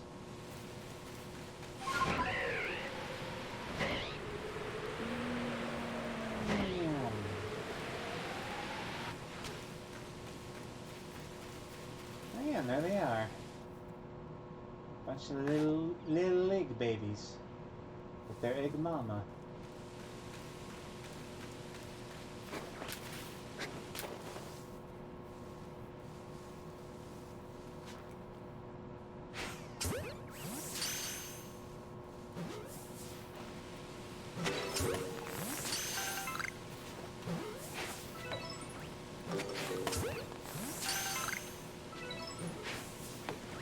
So, I've started watching Totally Not Marked videos. Especially his Naruto reviews. It's like he sort of reviews them like one arc at a time. Or sometimes 2 arcs, depending. And it's like pretty much his whole stance on the original Naruto is like, hey, this stuff is great. This really shows a lot of promise, and I can see where it's gonna go. And I'm like, yeah, the first half of Naruto in terms of both Naruto and Shippuden are great. If only it stayed that way. Yeah. Like, personally, I think there are some great late arcs in Naruto, but I think the fourth Ninja War and everything after that is just that is a low point.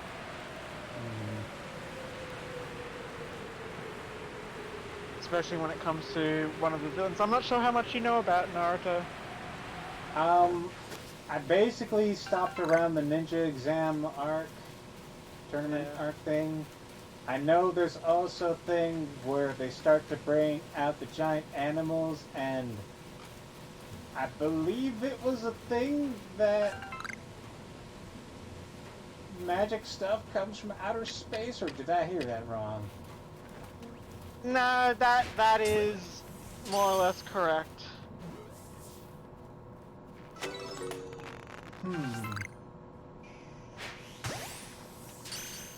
Which I would say is not a bad premise, but that's one of those things that's like, when I first started reading Naruto, that is not a thing I would have predicted. Yeah, I think what he wanted to do with that was to try and, like, it feels like kind of the Star Wars issue. Now, nowadays, I don't mind the idea of metachlorians. But, yeah, it feels like they should have left chakra as just like this sort of unquantifiable, well, I mean, not really unquantifiable, but this sort of mysterious spiritual energy. Yeah. Because that is kind of the thing, like, I would say, like, okay, as nerds, we like being able to go into and find explanations for and figure out how a world works. The issue, though, is that it's like, when you break everything down to this very, maybe not even necessarily cut and dry, but like, when you kind of just start to explain a lot of the stuff away, it kind of takes away some of the magic, as it were. Yeah. That is one of my biggest worries with my setting. With my setting, I actually want to explain all that stuff, but like, that's because I want a hard magic system, so explaining the rules of the magic system, so that way the readers know what is and isn't possible. So it's like there is a balance that I have to find. Like, I think for something like that, that might kind of come down to, Oh, a way to handle that might be to have it so that, you have an in-universe understanding of how the magic works, but it might not necessarily line up with how you, as the author, have made it. Though that can also have the issue of, oh, you told us this was how it works, but now you're saying it works this way. And it's like, not Yeah. intentionally a retcon, but it would feel like that to people if you were to ever elaborate. Yeah.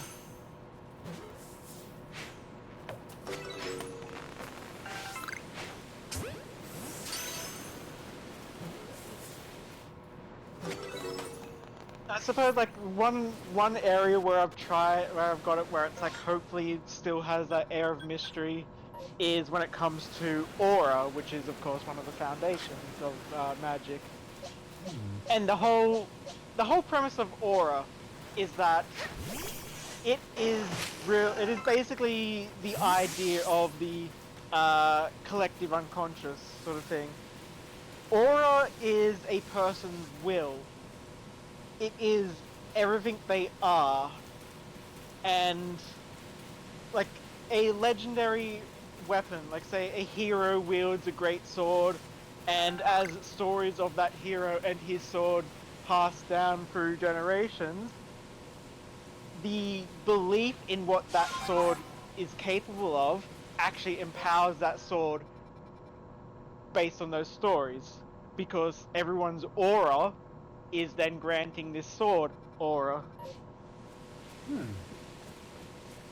So it's like, that does leave me a lot of sort of like, things can be explained as, oh yeah, that's just aura, but then it could also be like, but is it really? Like, maybe that is just how people have been able to try and identify some of the more unexplainable magic aspects. Like, oh, okay, this is how it probably works. It reminds me of a theory about how in Elder Scrolls there was an idea that for a while there was a school of magic called mysticism that seemed to kind of be a catch-all term for a lot of just weird stuff. But Yeah. there was a theory that it could also be basically a way of saying, oh, this is just something that hasn't fully been explained yet, or some other thing like that. Yeah. Because it's like one of my favorite magic systems, and this is what was inspired me, is from Hunter x Hunter and their Nen system. It is a hard magic. Everything about it is explainable, and it doesn't take away the mysticism of it. But it has one category called the special category, and the special category breaks all the rules.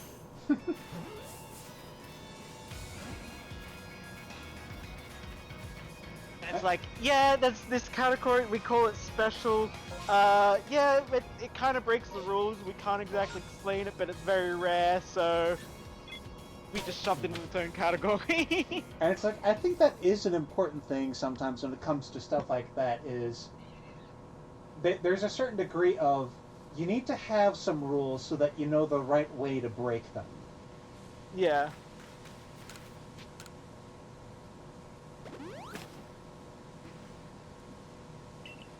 And how even Monster Hunter does that, where it's like, every monster in Monster Hunter has a category, but then when it comes to Elder Dragons, it's kind of a catch-all term, because Kirin is considered an Elder Dragon, even though it looks nothing like a dragon.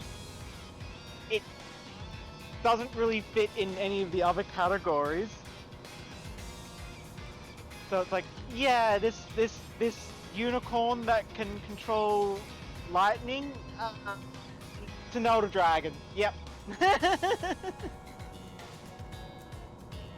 Ugh.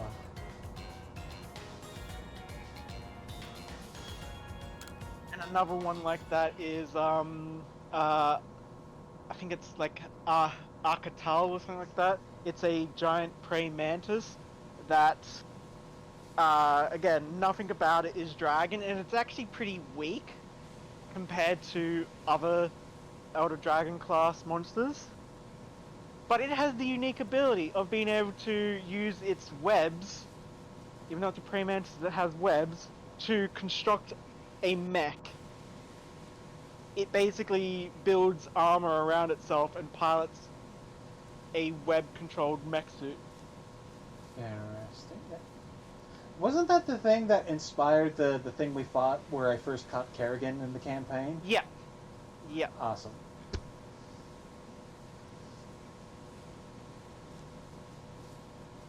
Seems the Survey Corps really does get the job done. I'm glad I asked you for help. Oh, actually, no. I think Kerrigan, that thing came out before I learned about Arcatel. Huh.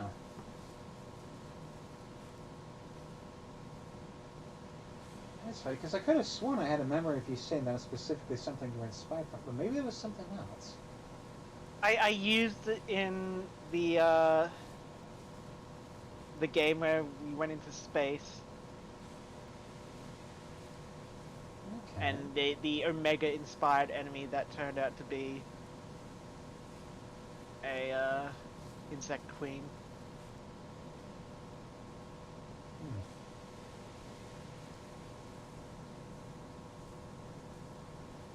I'm also glad we can get information from the Pearl Clan more easily now. And you've got more Survey Corps members than just Liberty at your service, too. Captain Silene ordered me and the Professor to help study these massive mass outbreaks. And they're great for checking off research tasks. I'd be grateful to hear about anything you've discovered.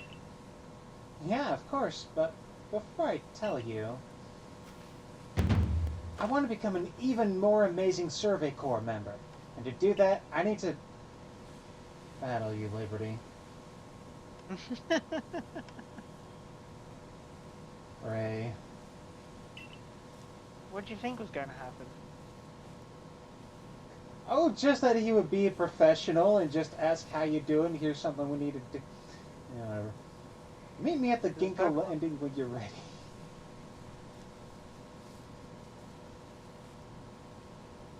Beach seems fitting for a showdown, yeah?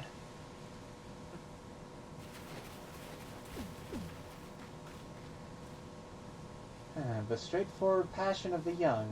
Most admirable. And I will do that next time.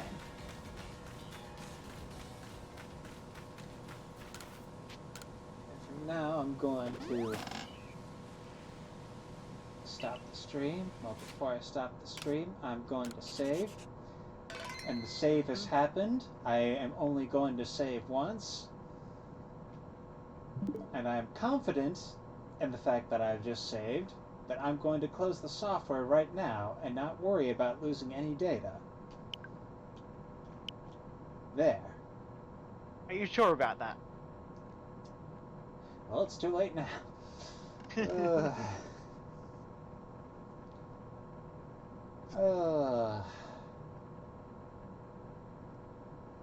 Alright, well.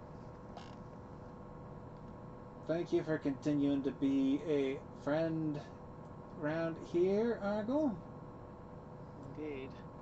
And thank you to people who dropped in to watch or who will later watch.